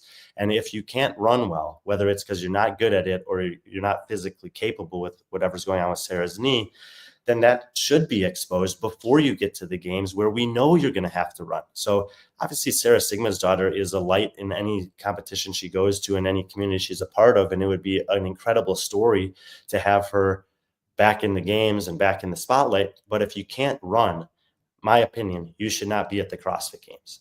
And Sarah couldn't do the running this weekend, so she's not going to the CrossFit Games. And I think that is totally fine. I also love that she went down there and competed hard, like you said, with a smile, with the fire and determination that people can get around. So I thought this was a great thing for Sarah to do, a great thing for the community there and around the world to be able to see her compete again. But at the end of the day, she couldn't do something that I think, and Mike also there says, should be tested and should be a barrier to entry to get to the highest level of this sport. Yeah, she finished 15th, she finished 15th or worst finish. Every other event, she won 4 events, finished second in 2 others, third in another, and 5th, and then her worst was 15th. There's 5 points, 5-point scoring table is 5 points. So even if she would have, like I said, it was just between that, just having, you wouldn't think having one bad event with 9 events would completely take you out of it, but when there's only one spot, it can. So unfortunately, that's what happened with her. But she considered that a win again. To finish middle of the pack on something that she hadn't tested in a long time. She was really happy with that. And then of course the lifting workout where that was the heaviest she's lifted since 2020, I believe she said. So, but anyways, so let's talk about Christina and Evie. They were virtually tied heading into the final event. So one athlete, you finish ahead of them, they win. And you probably saw it on a Hiller's video. You probably seen it on Evie. I know Evie personally. I think she's a great person. I was really rooting for Evie on this. And there's 2 things on this. We'll talk about like what actually happened, what we saw. And then what we've seen is if you watch the broadcast, you really don't see anything until we don't see the no reps at all. What we do see is Evie doing the strict handstand push-ups, pausing at the top, looking at her judge. Now that's not how it's supposed to be done, obviously. When it's a timed workout, and it made me wonder why Evie, this was a workout that Evie probably would have done really well in, and we didn't see her at all. We saw a race between Sarah and Christina just running away with it. So that's kind of set the stage there. Yeah. So first of all, coming into this weekend, we had said that these 3 women were likely the top 3 women in this competition. Evie last year it was after 5 years living in the UAE. She's gotten residency there now. So she was able to compete in Asia last year where she had a good performance and was threatening for a game spot. This year, she opted to go to Africa where she was again threatening for a game spot. Evie Hollis is a veteran athlete. She's a great coach in the UAE. She's a big member of the community there. Covered her at Sand Clash when we did that competition about 18 months ago. And then Christina Livadatakis, I sent Christina a message and I said, congratulations, it's a long time coming. She has been a threat in this region for years, just barely missing out to Michelle Moran, Michelle Basnet, but she's been on the podiums there. She's been in the hunt there. And a lot of times there's been maybe one workout similar to Sarah this year that's prevented her from qualifying previously. And so, no surprise to see these 3 women at the top of the leaderboard. I spoke with some people who are, kind of curious about whether anyone could challenge Sarah for this competition before coming there. And the 2 names I kept throwing out were Christina and Evie. And some of them, Sarah and Evie trained together in the UAE sometimes. And Sarah in general outperforms Evie in most workouts. But this is live competition. It's a lot of workouts, like we said. There's a variety of things tested here. I think that the vetting process on paper to get to the games was really good for this competition. And so I want to make sure to acknowledge that Kristina Levadatakis has earned this over years and a career of competing at a level that's high enough and close enough to qualifying out of this region. So I want to commend her for sticking with that. You know, we always talk about this from the athlete perspective. Stay in your lane, do what you can do. Kristina did that, and she's the benefactor here. I also want to say that Evie eventually did post and commend Kristina on an incredible weekend and acknowledge that she earned this. So I'll talk about Evie in a second, but I wanted to start by just saying congratulations to Kristina. She lives in Australia, coaches here, has a huge community here as well in South Africa. She is one of the shining lights of fitness in this region, especially for women. And she's a great representative of what just the methodology and the commitment to it over time is all about. So I think that hopefully, because she's qualified for the games, more people from the Western world will get to learn her name, hear about her story. She's an athlete that I would actually love to have on the podcast, just to have her talk to us about some of that, so people can get to know her more before she comes and competes here. What's up? You're smiling. Nothing. No, okay. I'm agreeing. I was just also going over Kristina's results. I mean, her worst finish was third place. And she had 5 third places, 2 second places, 2 event wins.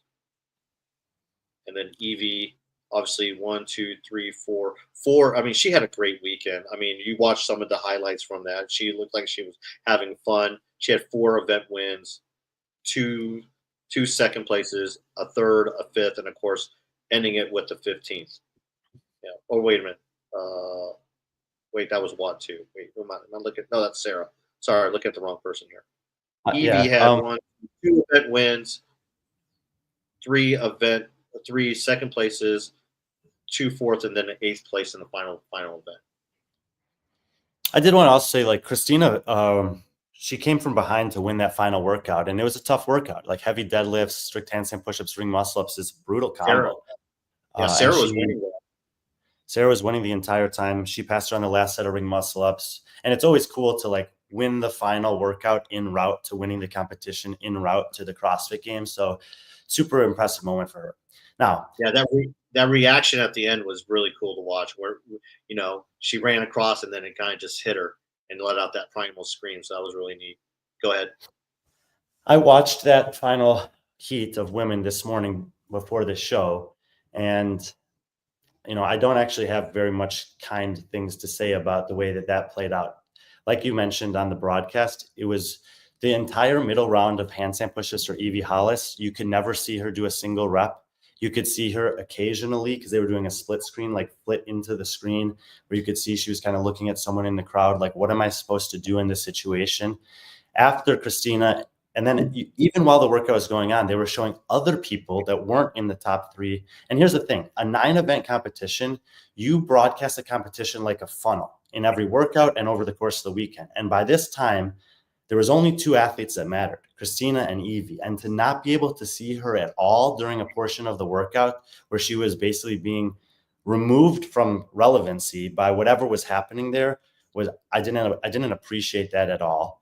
I didn't really love the way the commentators were talking about it. And I know the commentators that were down there.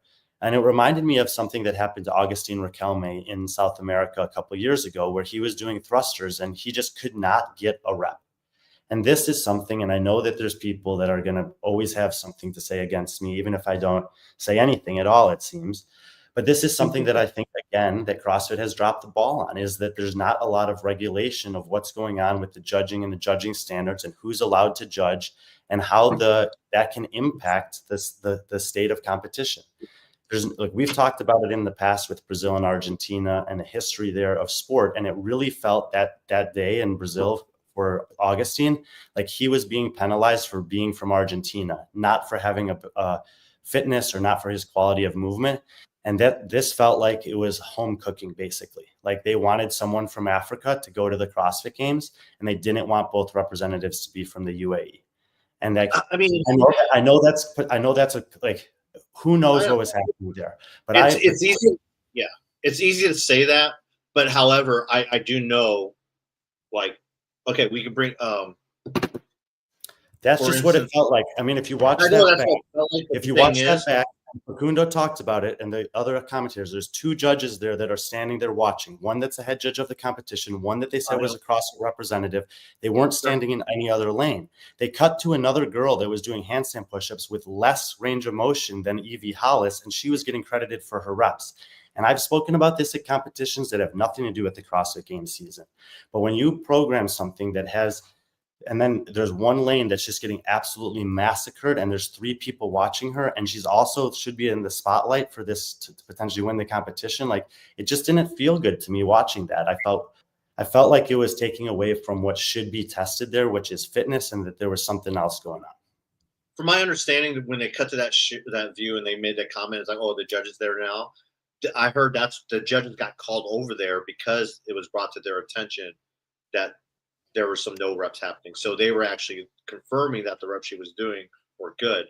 And of course, she didn't know that. That's why she kept on looking over to her judge, because she didn't know those head judges were there for. So it might have been something that didn't get called over till late.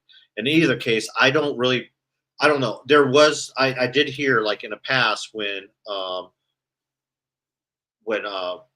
South Africa, I'm drawing a blank now, past South African champion,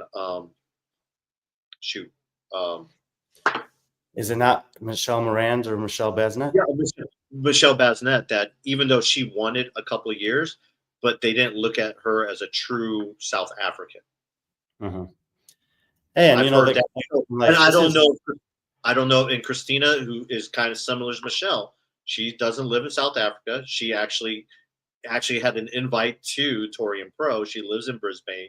I don't know if that's the case. But I just don't think it's one of those things where they are showing home favor, because, I mean, in actuality, Christina isn't a home field athlete, you know. But I don't know. She's from the continent of Africa. Yeah, but she doesn't live there, and hasn't lived there in a while.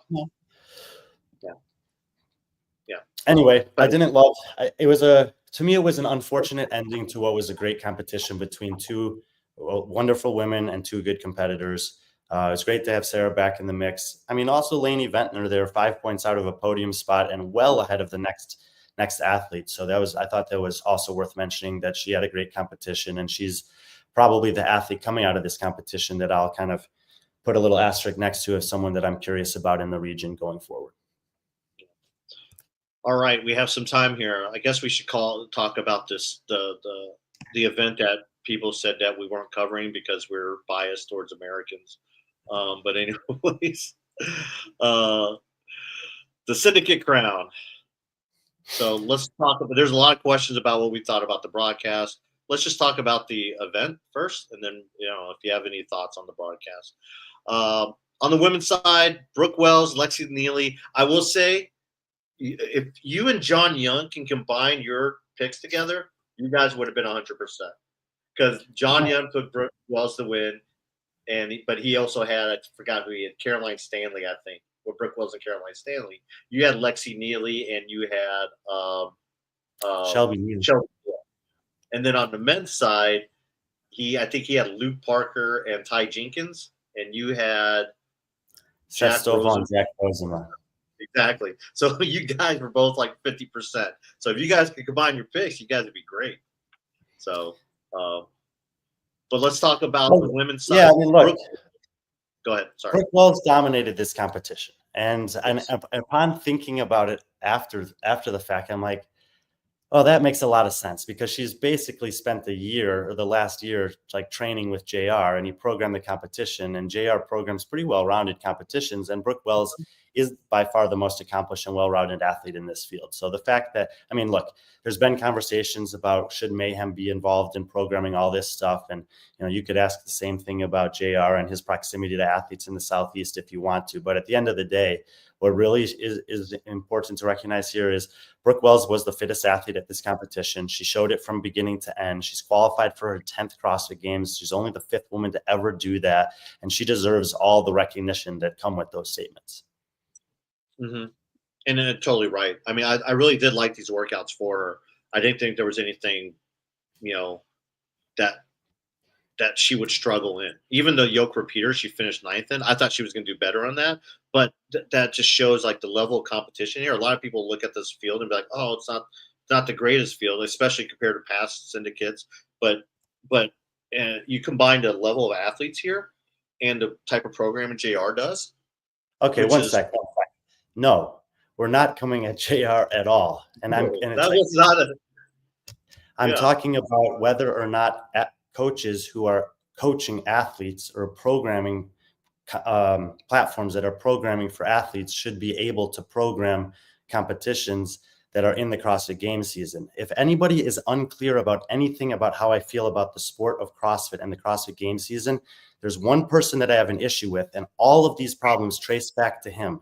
I have no issue with JR. I love him as a man. I love him as a programmer. Please stop applying things to me that I have not said.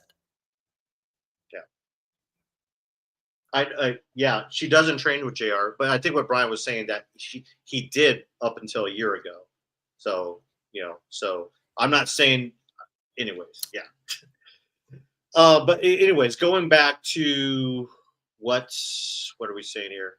I think what JR's programming does is like it's so well balanced. Like you will have, with 6 workouts, what you do is you have like 2 workouts that test skill, 2 workouts that test strength, and then fitness is included in there. And what you have a lot of athletes that you normally wouldn't see get spotlighted. I don't think in any other programming would you see someone like Reese Littlewood, win back-to-back workouts, or someone like Lexi Neely, because there's the what he programmed. It's very similar to what you see at Crash. You will see people win events that you don't know about, but it just happens that they're really good at whatever JR is programmed, and JR has no connection with them whatsoever. I just think, it's just overall, I like the programming, and I freaking love the program. The yoke repeater, and that was one of my favorite workouts. I would love to do that on my own. So, yeah. Yeah, I completely agree. A refreshing blend of programming in this competition. I think it was. I commend Wilson for giving JR the chance to do this. Obviously, JR has been programming awesome competitions for years now. It's why I introduced him to Sevan originally, and I was super happy that he got a chance to do this. It was cool to see how excited he was to be able to showcase something that he's so passionate about on a big stage like this. And the athletes, they like.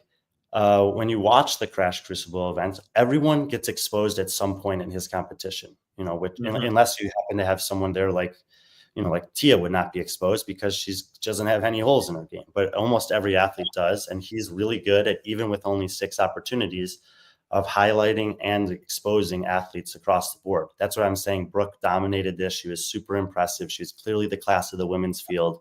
And credential-wise, her credentials are better than the entire rest of the field combined. So it's not surprising, but it also is not like nothing's guaranteed. She didn't have a great performance at WFP. A couple of these women actually beat her there, or at least Lexi Neely did. But she rebounded from everything that's happened on and off the competition floor in the last month, went into an environment that clearly she wasn't entirely comfortable with everyone there, and still did her thing. So I have nothing but respect for what Brooke did this weekend. Great. I thought she did great. I mean, she let her performance speak, and that was awesome. And so great job to Brooke. It's great to see her 10 CrossFit Games now, and she looks good. I mean, she's the type of athlete, once you get her to the games, she's a top 10 athlete, if not better. It's just the process of getting to the game sometimes isn't the easiest for her, whether it be injury or just other things. So looking forward to seeing her at the games, and I foresee her doing really good things at the games as well. Number 2, Lexi Neal. I mean, how exciting were a lot of across the board, all these semifinals this weekend. I was able to watch at least 1 or 2 of the events, and I always made sure I watched the last event. The reason why is like all these came down to the last event, whether it was Asia, Africa, obviously. Women's field down there. I mean, Torian, there was something on the line, and that's what you want to see. And it was across the board. But what happened, Reese Littlewood, this is someone we've been watching for a while. Like, we saw her on the stage last year. and her winning back-to-back event 4 and 5, and then coming that final event, kind of, had a 28-point lead. It almost seemed like it was pretty much set. John Young did a really good job of saying that, hey, Reese Littlewood needed 8 spots between her and Lexi Neely. What did Lexi Neely did? She went out there and won that final event and did it rather convincingly. And then Reese, nothing against Reese, but it just, between the previous heat, some of the times there, Reese just didn't perform under the spotlight, under that pressure. And I think she'll get there. But Lexi did. And Lexi's a very young athlete, not, but has a lot of competition experience with her. And it showed, especially in that final event. Yeah, she's stacking impressive competition results. I mean, she was not on the radar really coming into last year's Syndicate Crown, and she did the same thing. She had a strong last day to bump into a game spot and knock some contenders that had a lot more and still have gotten a lot more media attention and recognition out of those game spots. She got into WFP. She had an impressive performance there. I think she's either 3rd or 4th amongst the aspiring pros after one tour stop there, which is great. And then she came here and she did it again on the last day. Lexi Neely, when it comes to cycling moderately heavy weight for reps, both with the barbell and with an odd object, is elite amongst the women's field right now. So not surprising to see her win that bag 9 workout. She has the skills to back it up with the muscle ups. She's won online qualifiers that have these high rep, cycling in, like I said, the moderate to heavy weight range. So we know what she's elite at. She's rounding it out with some of the other stuff. Like everyone in the field, she got exposed a little bit here and there. But like I said in the preview, I was sticking by that Lexi Neely pick to win or to at least get into one of these top 2 or 3 spots. And she did that. And I think people, if you're still surprised by that, maybe you need to recalibrate your expectations for Lexi Neely, because she's proven over the last year that she can be consistently good against this caliber of field. And I mean, this is the 2nd year at Syndicate where it came down to a last event, and she proved herself. So she might be the female version of the female U.S. version of Moritz Fiebig. When the game's on the line, she's gonna lay down that game-winning hit. Reese Littlewood, I mean, what a performance by her! Again, the 2 event wins. But obviously she has some weaknesses, but she's still only just turned 18. Just finished her freshman year in college. I was really impressed actually with her 8th place in the yoke repeater, the running event with the moderate yoke in there. But 1st in medal march, 1st in athletes only. She's definitely considered one of the elite handstand walkers out there. I kind of mentioned to John Young that on the pre-show that she is definitely one of the top handstand walkers out there, to keep an eye on her, and she went out and proved that. And then again, that she kind of just it's not without effort. She knew what she had was on the line, but at the end of the day, the bag 9, she finished 12th because the previous heat you had so many good athletes at that just ultimately the scores didn't add up to her punching her game ticket to a ticket to the games. I mean, we talked about Reese last year after Syndicate Crown, even though she didn't qualify, because it wasn't only impressive the competition that she strung together across 3 days, but speaking to her at 17 years old last year, just a very sound head on her shoulders, able to articulate thoughts and process what happened on the competition floor, despite emotional, stuff of the weekend really, really well. She just added her to the list of impressive young athletes on and off the floor that are, competitive and relevant. And just look at the next 3 names on the list. And we know the accomplishments of Lydia Fish, Caroline Stanley, and Sydney Wells, and she got the better of all of them this weekend. Reese Littlewood is the real deal.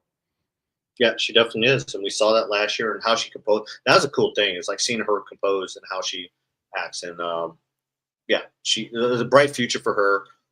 Lydia Fish, I mean, if anyone knows JR programming, it's her. She's a staple at the Crash Crucibles. She loves that challenge. I mean, she understands that she has some weaknesses, especially when it comes to raw strength, but yet she still does that. And she's always challenging herself. And, there's no one more grittier than Lydia. I mean, she's still young too. I think she's 21, 22. Heavy Isabel, Reginald. I mean, but then, just a rough start, but then look at her middle workouts. It's comparable. It's comparable to the Luke de Jong, Hannah Black trajectory. A bad day one, and it didn't deter her from going out there and doing her thing on the weekend. 4 straight finishes in the top 8 to finish it out. Climbs all the way up to 4th place. Another great finish in an East Coast competition for Lydia. And we've talked about athletes that have this baseline of strength and how that can be advantageous. Just because you don't doesn't mean that you can't also do well in this sport. That's what's so cool about this sport. So as Lydia continues to get stronger, she's going to continue to put herself in good situations because her fitness, the skills are all there. So yeah, Lydia, I would say this is actually a great finish for her. Again, look at the names below her. Think about some of the accomplishments and being able to come in to a high price. I mean, it's tight points. 4th through 7th is like not even 10 points difference there, but beating them is beating them, and there she is in 4th place. It was a great weekend. Yeah, Caroline Stanley. I just, man, I really thought she was going to have a good weekend too. The yoke repeater, I was really surprised on that one. I thought she was going to do a lot better on that. She finished 12th. She's one of the better runners in the field, but I think this field has so many good runners in it. Lydia Fish, Brooke Wells, Sydney Wells. I mean, the list goes on and on. And then just that 19th and the athletes only pretty much like sealed the deal for her. Granted, I will say a lot of these athletes, they still have someone like Miley Wade. She's going to NorCal. So some of these athletes will have another chance this coming week. We'll talk about that later. And then also there is last chance qualifiers. An invite will be passed. An invite is given out to everyone that finishes in the top 10 that did not earn a games invite. So season's not over yet. Yeah. You picked it out perfectly with Caroline. Like those are the 2 events that kept her out of the conversation for the podium and the game spots. And I would agree. The running one was I didn't see that coming. So yeah, but that happens. I mean, we've talked about it repeatedly this season. This is the value of live competition. Even when you think that something should be good for someone, it isn't always. Sometimes something goes wrong for whatever reason. And it was a good competition, but I think that probably Caroline's thinking she let an opportunity slip through her fingers here, and that's okay to feel that way too. Not the greatest day one again for Sydney, a 24th and 12th, but then came back on that second for that yoke repeater, just dominated in that workout. And then 13th in Middle March, but then finished with a 9th and a 2nd. Was really impressed by the bag 9. Obviously that workout had ring muscle ups in it. And that's probably the biggest hole in her game is the ring muscle ups.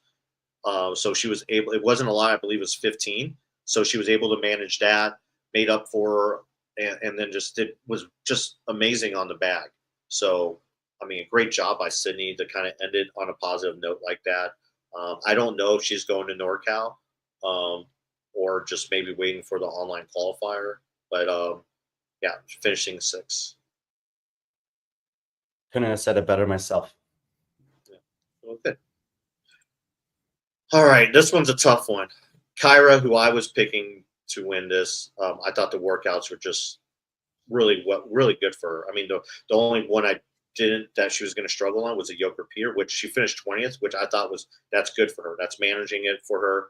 A 5th and a 7th to start off with. She found herself in that spot, and then Middle March finishing 3rd, and then just athletes only. She started off really. I don't know if you got a chance to watch it, but she knew what was on the line, and I thought she did great the first 3 rounds, and then kind of just, I don't know, got some no reps, or just I think it just, I don't know, it was just hard to watch. I really felt for her, but finished 26. And but this is again just a tribute to Kyra, is like, she kept on fighting, finished 3rd on the bag 9, so she finished very strong. It's easy to put your head down and just like it's all over, I'm not going to try, but not her. She went out there and just kept on competing. So great job on her. Yeah, really similar on paper to Caroline Stanley. Obviously, they were very close on points. And I would agree that she managed the running workout well. And if she had another top 8 finish on the athletes only, then she may have ended up in one of those 2 spots. But 2 bad workouts against this field's not going to get it done. Yeah.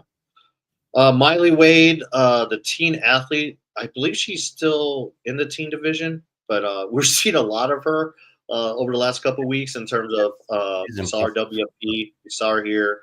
I think she's made a. I believe she got an invite to NorCal. I guess when you're that young, why not? I think she'll do really well in the NorCal workouts, but she was really impressive. This is someone that uh, I think I think yeah did really well in the yoke repeater. I knew she was a good runner, but she was really impressive. That moved the yoke with no issue. Um, but And and again, when I spoke to Wes Peters at Mayhem about her, and Wes is he's got a pretty good head on his shoulders for athlete analysis. He said, "Dude, this girl is as gritty as they come, and she just digs in and grinds." And look at Regionals Revenge and Yoke Repeater; those are painful workouts. Like you have to go into the dark space and stay there on repetitive movements. That's what she shines at. So I'm not surprised to see those be the top things for her. They also happened to be doing a running workout in preparation for WFP that time, and she was hanging with the guys on those runs, older guys, bigger guys. We saw at Torian that the long running and the women were getting time capped. So when it's like just put your head down and do it work, Miley Wade is incredible. And that's like that. Who's that remind you of? Sam Briggs back in the day. Like as she continues to get a little stronger, round out some of these skills more, she has a very high end potential because she has the natural innate ability to go into the pain cave and stay there. That like people who want to be great at this sport wish that they could have that as a gift. And she has that gift. So that's why you see Miley doing so well on some of those really brutal, tough, grindy workouts, the longer ones here in this case. And I think that as she rounds out, I mean, honestly, 16th in heavy Isabel, that was impressive to me for someone that's young to be able to move that weight. You saw some of the other athletes that are a little older, maybe even you would perceive to be a little stronger, not be able to stay in it. And even though it's not a top 10 finish, it's reminding me of Haley Adams, somebody who, if she can move the weight, she'll just keep doing it rep after rep after rep after rep. But if the weight's too heavy, then you see nothing at all. So Miley will come along in some of those regards, but for the time being, as a teenage athlete, incredibly impressive and starting to put some meaningful competition experiences under her belt, which should not be underestimated. No, definitely not. Mayhem athlete. I don't think she's coached by Dom, but yeah, really impressive what we've seen from her last couple competitions.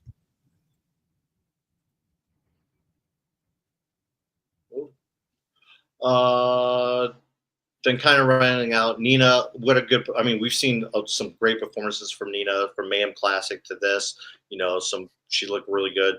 She's really rounded out into an athlete to look out for. I mean, I believe she's going to NorCal too. I think she accepted an invite. Yeah, she said that she's competing at NorCal as well. So, giving it another shot. Erica Folo, just I thought she did really. Which one did? Oh yeah, Regionals Revenge got first. She looked really impressive, and then kind of had 3 workouts there. She struggled in, then the bag 9 finishing up strong. Hey, I mean, I just didn't want to skip over Nina. She's starting to string together some good competition experiences and some better and better results.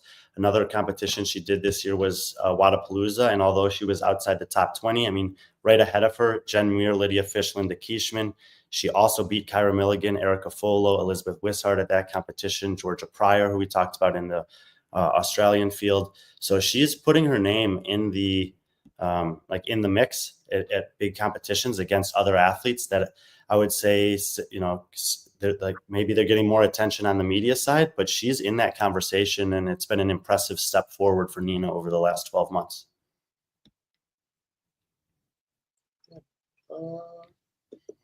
Yeah, so that kind of wraps out the top 10. Is there any other athletes you wanted to talk about on the women's side? I like Rebecca Devine's performance, and Isabel was, right off the 3:26. Just right a couple seconds off of Olivia Kerstetter. I mean, Rebecca Devine, she's just an awesome person. Obviously, you see she's got a first and a last, so we know that there's these extreme performances that she can have. But I think if you spend even one day with the crew at CrossFit Mayhem, you'll realize that her presence there is uplifting to everybody that's around her. And that's I think she has this gift as a human of being a radiant personality in a room full of people. So if you ever get a chance to spend some time with her, regardless of how good she is as an athlete, she's just a joy to be around. And I think it's worth talking about Shelby Neal. I have, obviously I picked her in a top 2 position. I was saying that I feel like she's maybe not getting credit as being as fit as she should be. I don't know what happened here. I'm not sure if anyone knows Shelby or has had a chance to talk to her or whatever, but nothing about these performances and results is reminiscent of the athlete that we've seen the last couple of years. So it makes me think that whether maybe if she was sick or if she was injured or if she was mentally, not in it, I'm not sure. I hope that Shelby is fine in all those capacities, because this doesn't track with what we've seen from her leading into this competition and over her career recently. So I would say this was probably jumps off the page to me as the most unusual performance, and unfortunately in a negative way. And I don't have an answer for it.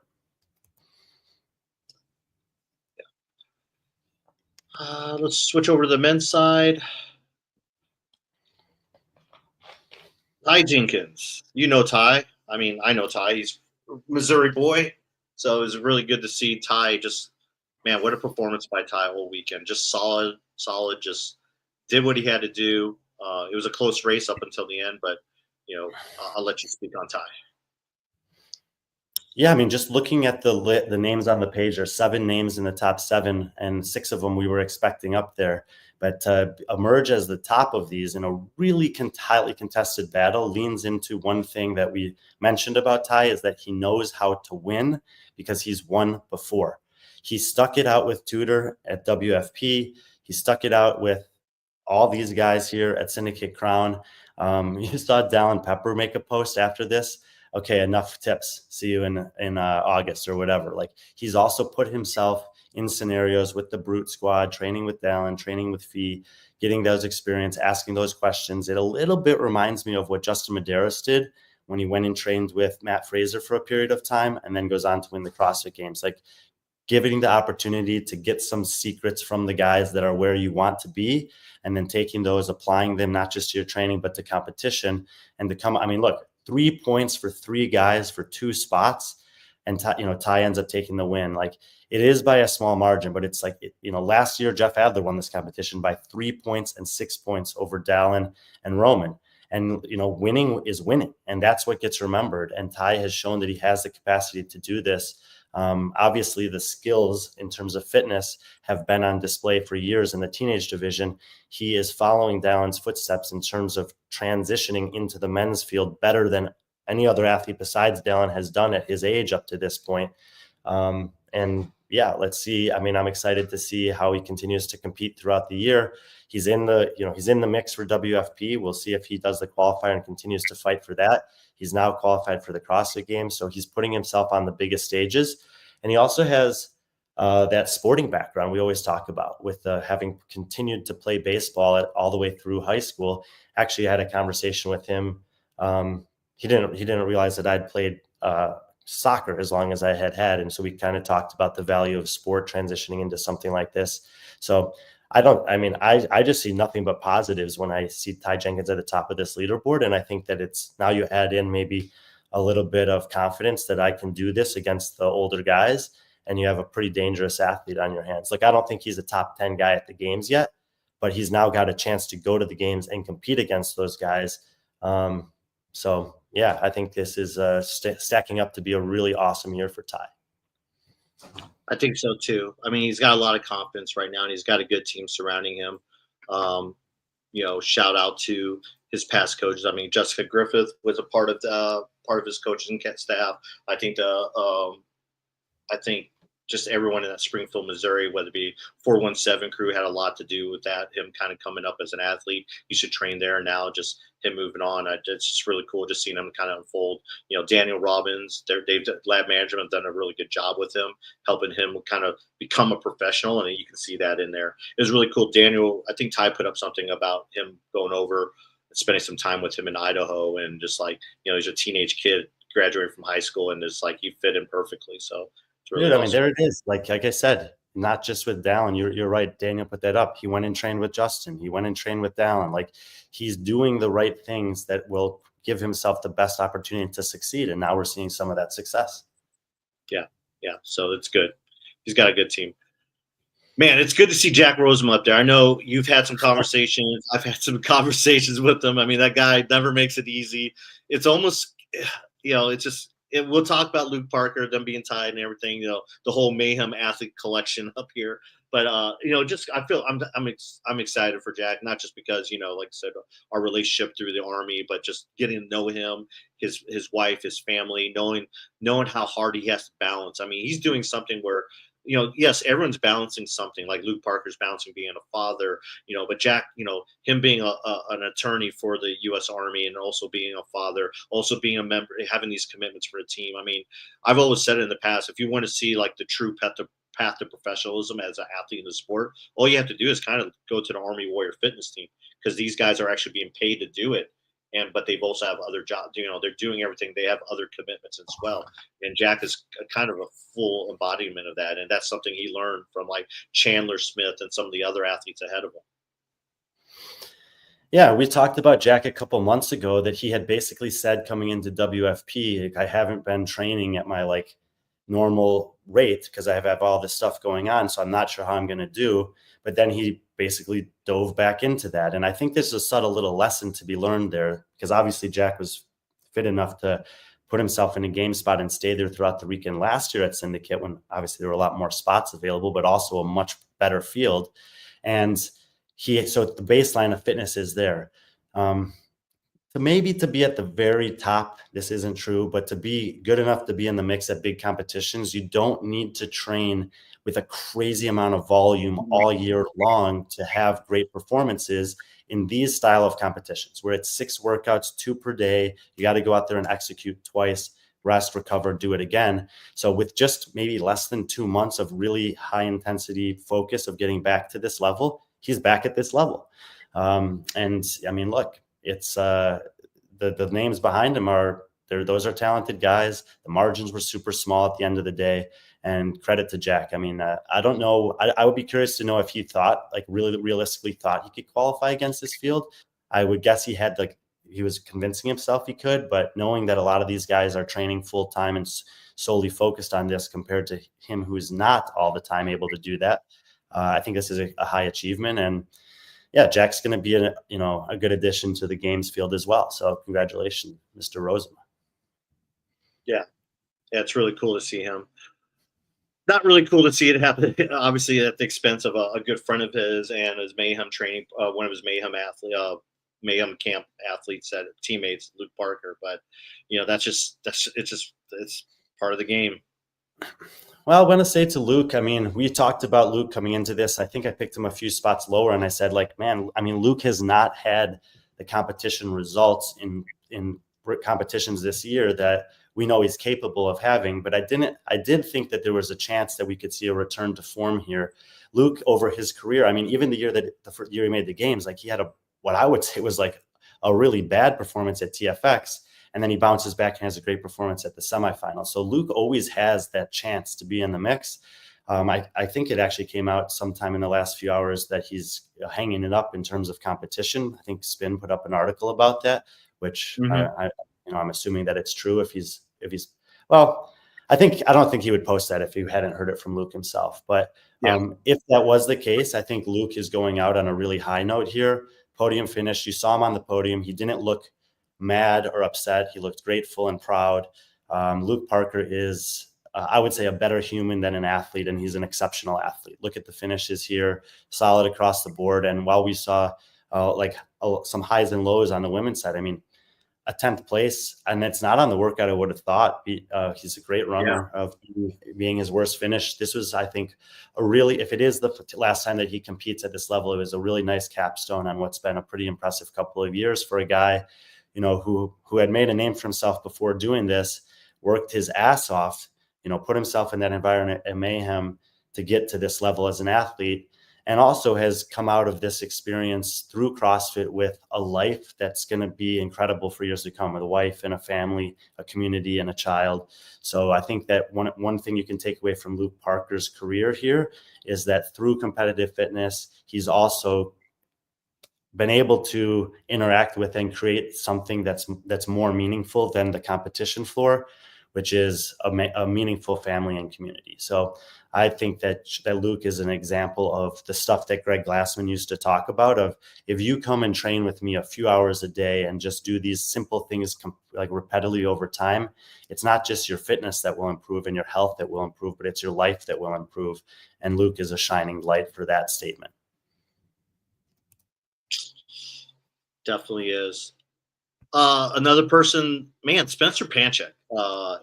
You know, we were able to talk to Nick Fowler about him, with him, about Spencer, and you know, Spencer didn't have the best mayhem finish, but he looked like the Spencer we're used to seeing. You know, 12th. You know, didn't start off fine, but then comes back, winning back to back. You know, winning 3 straight workouts. How crazy is that? It's almost like someone lit a fire under his ass. Mm-hmm. Yeah, this was cool. I mean, Scott stuck up for his brother, obviously, and the whole community stuck up for the Panchik's name. And like what I always say to athletes, you know, when I put out these rankings and we talk about these athletes, and people say it's disrespectful, like people were saying John was being disrespectful to the Panchik name. John's doing his job. He's just providing commentary, and he's, you know, making a claim that he thinks is going to be the case. And what I would say, I haven't talked to John, but what I always say to athletes is, if what I've said or what I've projected for you, it doesn't sit well with you, use that as motivation, use that as fuel, prove me wrong, please. Like, there's nothing more that I love than when athletes take the floor with passion, commitment, determination, and then do something amazing. And that's what Spencer Panchik did at the last half of this competition here. So I had kind of staked my claim and said, this is the last time I'm picking Spencer this high in a competition like this. If he can't do it now, then I'm going to have to fade him. But what I saw here is what we were used to seeing years ago, when he would make these late charges and impressive performances in this style of competition. And obviously didn't make the games this year, but I think he did something in the last half of the competition that can remind people of how good he can be and is when he's like in the mix and has that momentum. So maybe a little thank you to John Young for bringing back the Spencer Panchik that we're used to seeing. I will say Spencer Panchik is probably someone to keep an eye out in the last chance qualifier. He normally does well in these online formats. So, you know, if he's having this momentum coming out of a live competition, he's a guy to watch out for. I know there's only one spot left in the last chance. Who knows? Spencer might make a call and might get an invite to NorCal. I mean, based on those last 3 performances, I would invite him. You know, that just what a great. But again, a little too late. Obviously, there was a big separation between the top 3. But what a push he made. But I think it was just a little too little. But we got to see what he's capable of. Right behind him, a guy that it's been a great story no matter what happens this year. And also another guy that I would keep an eye out during the last chance qualifier, George Sterner. Yeah, I mean, George has he took years off of competition. He's now had 3 meaningful competitions already in 2025. He's seemingly getting better at every one of them. I would especially take note of that heavy Isabel performance there. I actually, the day that I was at his gym in Wisconsin, he was doing intervals of snatches at 225. And I think that was before Mayhem. And he kind of knew that was something he needed to work on. It seems like that work has paid off. He's one of these guys that his adaptation level is super high. And his baseline of training goes back a long time. I think that in the years off, he had probably faded on the really top end strength stuff. If he wants to continue progressing up this field, he'll have to put in some work there. I mean, he got a little bit buried by the sandbag in the end that kept him maybe out of the podium hunt that he was in the whole weekend. But, a couple of top finishes, first and second there on those workouts that we talked about with Miley Wade, which are just like pain cave, put your head down and go. He also shows the skills on athletes only. So we know what George is good at. And if he, he's smaller, right? So he's going to have to put the work in to get the top end strength up if he wants to move up against the best in the world. But it's fun to watch him compete. He's got a great head on his shoulders, and it was so funny. Like, he got the Syndicate and he posted a picture of like nature. Like, he loves that kind of stuff. He took a picture of, I think those are mums or whatever. It's just like they look like weeds to anybody else, but he looked at them. He's like, man, look at those. Those look great. Yeah, I could definitely see him after a competition, like trying to find seedlings or something around, like some type of something in Knoxville, pulling over on the side of the road, him driving back home and just like bringing a bunch of seeds to plant them in his little garden or something, which is great. I love that. He's the type of guy that's going to like accidentally transport like nature goods across the Canadian border and get pulled over for it. When he's like, I just love nature. And they're going to be like, this is illegal. Yeah. So George is a good dude on and off the competition floor. It's fun to have him back in the mix. The thing is also like he's really serious. I mean, he posted like that picture with the fists, and like when he puts his mind to something, he's really committed to it. So he's lighthearted and fun to talk to. But when he's invested in doing something, which right now he's invested in competing, he doesn't take that lightly.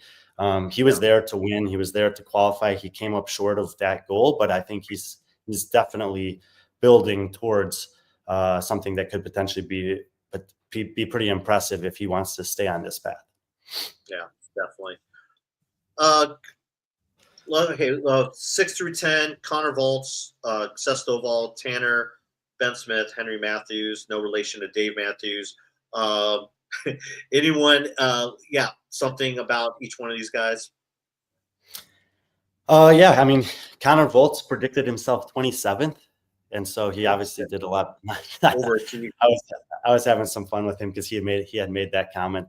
It's so funny. A lot of times people will say, "Oh, you're not giving me enough credit." Connor was kind of like, he didn't want the attention. He wanted to be under the radar. But both John and I have recognized that this guy's got some talent. He was up to second place at one point in this competition. He took a hit there on the 4 and 5, but Connor's 21 years old. I think now we talk about like getting these meaningful competitions under your belt. He's done it a couple times this season already. I think he's going back to the drawing board and going to continue to improve. So if you didn't know the name before, I would say this is a name to be familiar with in the Southeast. Sestoval, I'm not really sure what to say here. He had 2 performances that were just not good enough. I thought he would be in the mix for the podium, possibly to even win it. He wasn't. He still kind of fought back from those and had a good finish to the competition to finish 7th. But I would say this was the overall finish was better than last year, but I thought he did better overall last year at Syndicate than this year. So that sometimes happens. Yeah. Especially against the field that he had at Syndicate last year. So right. And who knows what's going on. He has a lot, he works, I think, at multiple jobs.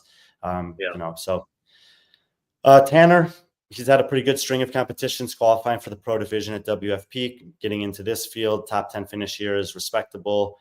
We always talk when we talk about Tanner that it's kind of comes down to health, and when he's healthy, he's pretty good, but he seems to always have something going on. I would say this is a good finish for Tanner inside the top 10.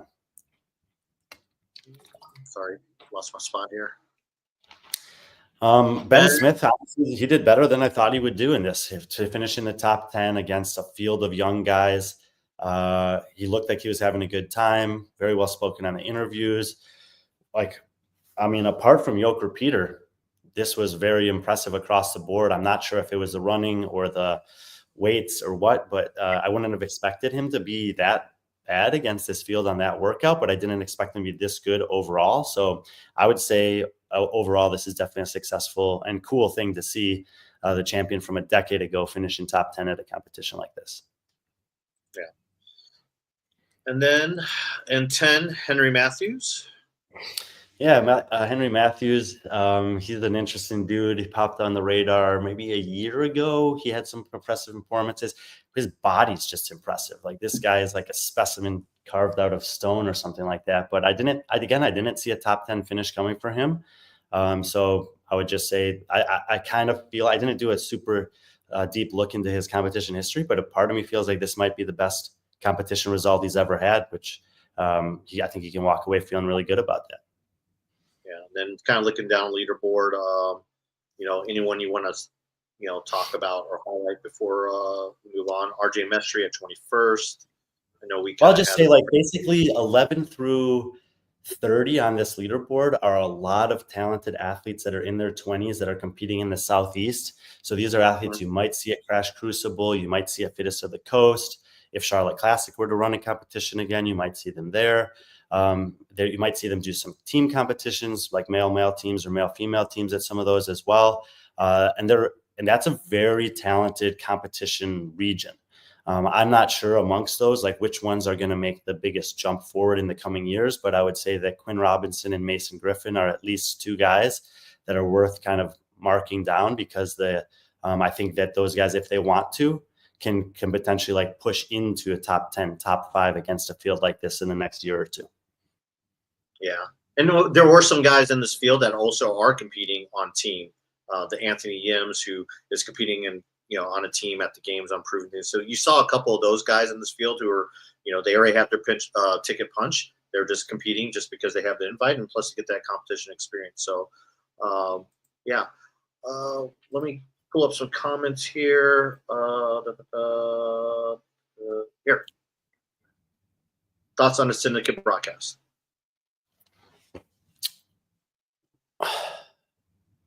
Well, I think that the broadcast, you could probably assess it in terms of two primary things, which is what you saw and then what you heard. I think what you saw improved day by day. I was admittedly surprised with the technical errors that were happening on the first day, just given the size and experience and intelligence and media savviness of the entire team that Sevan had there supporting him. But they worked out the kinks, and they improved every day. And then on the commentary side, I think the majority of the comments speak for themselves. It was more of a podcast than a broadcast. I think there's some people that really like that, and I think there's a lot more people that don't appreciate it. And I don't have much else to say about the broadcast. Yeah, I mean, I think it's for me, the broadcast, from what I watched, I was able to watch mainly most of the women's before I had to go to bed. But I was being on that other side, like I said, kind of dealing with what we had to do at Wodapalooza. I kind of saw the same things. It improved as they kind of get the kinks out. It takes a while. You can do that you can do all the practice you want, but once it goes live, especially when you're dealing with wireless internet and streaming, and you have people in there, you have all these other people on the same network and stuff like that. And then just trying to figure out getting comfortable with the equipment, and just getting, just like athletes, kind of knowing the rhythm and flow, and just everyone getting used to their jobs. I can appreciate that. Definitely got better as it went along. Podcasts, like I said, broadcast versus podcast. I mean, that's what they presented it as, and that's what you got. And so for people to go on, it's like this broadcast sucked. Well, it wasn't what we wanted. It was unprofessional, blah, blah, blah. I mean, those are some of the comments I've seen, but that's because you're looking at it at a frame of mind. Is like you're probably going and thinking that it's going to be like Sean Woodland and Adrian Conway, which but that's not what you're getting. You're getting something completely different, and that's what it was packaged as. And I think that's what the main selling point was. So whether you liked it or not, you should have known what you were getting into, and either you liked it or you didn't. But either way, it was a broadcast. I mean, it was a broadcast of the event, and anytime you can do that, for any event to get the broadcast, because Amanda O'Hare put out her preview. Obviously, it's a lot shorter than ours if you want to watch that. But she kind of reviewed. Someone in the comments said something like these broadcasts are terrible, blah blah blah. And I'm like, well, you're talking a minimum to broadcast any of these events, probably $150,000 to $200,000, and people just aren't making that now. These events just don't have that budgeted, and CrossFit isn't helping them with those deals either way. They're not helping these competitions promote CrossFit by helping them out with the broadcast rights or broadcasting. So, but it depends. It depends what you want. I would personally be curious to get Wilson Pack's perception on this. I mean, Wilson, like Dylan did with us, Wilson took a risk by bringing in an entity that's never done something of this caliber at this level of competition before. What they're doing at Crash Crucible is different than this. It's not the same stage. It's in a gym compared to in an arena. So I would love to know if Wilson thought that this was, after seeing it and listening or whatever, if he thought that this is something he would do again. I'm also curious because they're basically the same crew is doing NorCal coming up. So I'm curious to see, like we're starting to see WFP put out some stuff that's basically saying, hey, community spoke up, we listened, and we're going to do this. So it's only a week, so it may be more challenging for them to do, but I'm curious if they'll respond to the community in any way and make any changes on the technical or the commentary side for their second crack at it next week. This, Jenny, I know no one paid them. I mean, my comment was the reason why you're not seeing the typical broadcaster because no one can afford the typical broadcast. So that's why the opportunities like this is opening up. And I think they're great opportunities for people. It's great opportunities. You know, it's great for Sevon. I mean, we do the same thing when we go around. We're not getting, we didn't pay, you know, we didn't get paid to do Wildland Fest, and a lot of these other people aren't getting paid either. That wasn't my point at all. Yeah, so I mean, we know Sevon keeps on saying that it wouldn't happen without the support of with California Peptide. So you know, which is great. It's great when you have a sponsor like that, and you get a support. I mean, obviously, a lot of people. It wasn't a paid I mean, shout out to Pool Boy. Pool Boy, if you don't get a percentage of whatever they made from the donations online, then I don't know, because you starting that whole $1.99 thing, you know, led to a lot of freaking donations. So Pool Boy, you should get a little shout out and maybe some of that, little bit of that cash. But anyways, let's see. There was a couple more questions.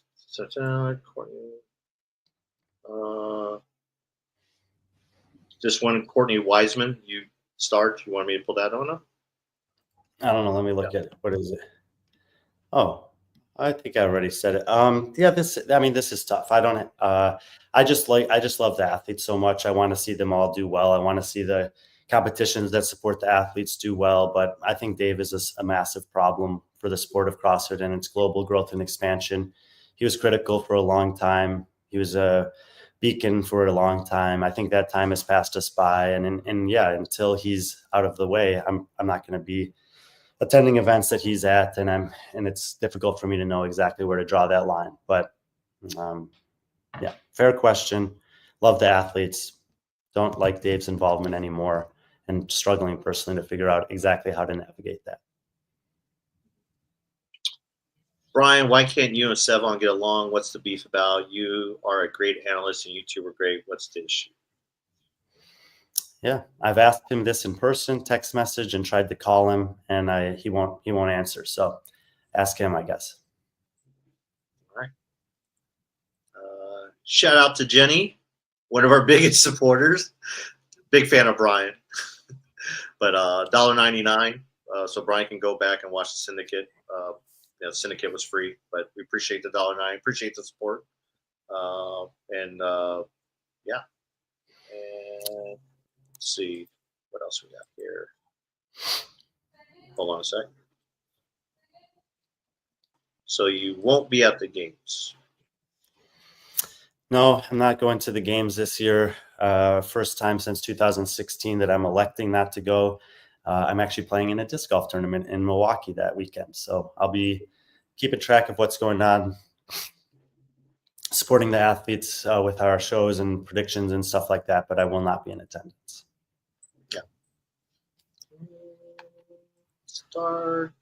And, oh, here we go. This is kind of one of the same question here. I'm going to bring this back up.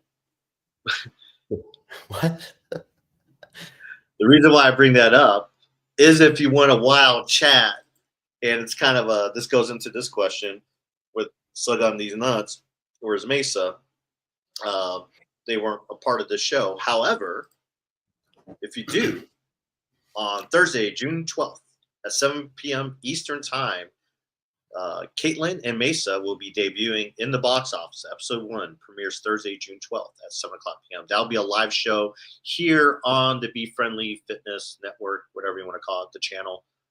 So have no idea. We have no involvement whatsoever. It's just the two girls doing their thing. So, you know, I highly encourage you guys to come and watch, and we'll be watching, obviously, and it's really cool. They both are very strong women physically and mentally, and just they have a lot of strong opinions and thoughts, and we're giving them a platform to do it. So we think it's really cool. Since we've been, Patrick and I have talked about having additional shows on the platform for pretty much since we started. We've entertained some other options for that in the past, but in this case, this has really been Mesa and Kate taking the initiative since Wodapalooza. They've built a relationship together. WFP was like a huge springboard for them, and since WFP, they've just been really pursuant of doing something like this. And we're like 10 days out from it happening, and I'm like you, I'm looking forward to seeing what the first show is like, and their perspectives on they've been pretty clear about it. Like they'll talk about some athletes, but they have a lot more big picture things in mind to share their thoughts and perspectives on. Both of them train at a pretty high and serious level, I would say, but also coach and are integrated into communities in their regions. Well, Kate's down in Florida right now, and Mesa is getting ready to open her gym in South Carolina as well. Yeah, I think that's really cool. I think Mesa, both her being a coach and running a gym Mesa is opening up a gym, and then Kate is coaching and help running a gym down in Florida. So I think their perspective as gym owners and a part of the community in that level is something that we don't have experience in anymore. And obviously, they're both in a lot better shape than we are. But I think they can. It's just really cool, and they obviously do still compete in competitions like across the board. Where I haven't competed. I've never competed in a CrossFit competition. Still out of the gym, and you have before, but yeah. So we had two shows. This obviously is a little bit longer, but we went through a lot. But we gave an hour to Torian, just about an hour to Syndicate, and then about 45 minutes to the other two, which I think is a good mixture. We'll have a preview show at NorCal. We planned it for Thursday. We'll get back with the exact time. We're hoping by Thursday we'll have a roster, maybe some workouts. The guys at NorCal, they're usually pretty good about keeping things under wraps. And obviously, it being the last semifinal, they're probably getting a lot of phone calls, a lot of people reaching out, asking for an invite. So, so that's it. Brian, anything you want to say?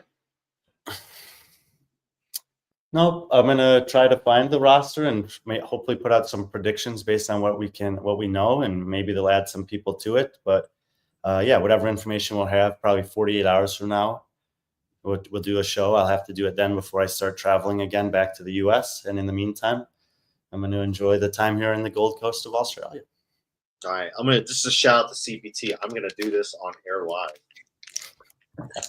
Open up these pack of cards for the non-interested people out there. Oh, I can't open it up. There we go. I don't know what I'm looking for in here, but I don't know what we got here. Bryce Harper. I don't know who that is. Royce Lewis.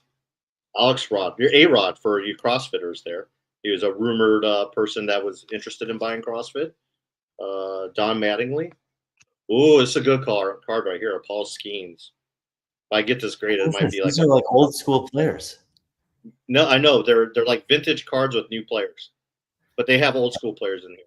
But this Paul Skeens, this is a rookie card. Probably can get this graded and probably worth about maybe a couple $100. What do we got here? Pete, never heard of that guy. Never heard of this dude. Vladimir Guerrero Jr. Mike Messina. Who we got here? This is a gold variant of O'Neill Cruz. I don't know what this is. Who is that? That is Jaron Duran. Esquizel Tovar. Another Duran. Matt Olson. Jordan Beck. Oh, a Jackson Holiday to end it. A Jackson Holiday rookie card. So not a bad pack. I mean, between these two cards right here, if I get these graded, that's probably about $150, if they come back as a 10. So there you go. But you're welcome for that. I didn't see that on the run of show today. Yeah, sorry about that. Kind of going off the hook here.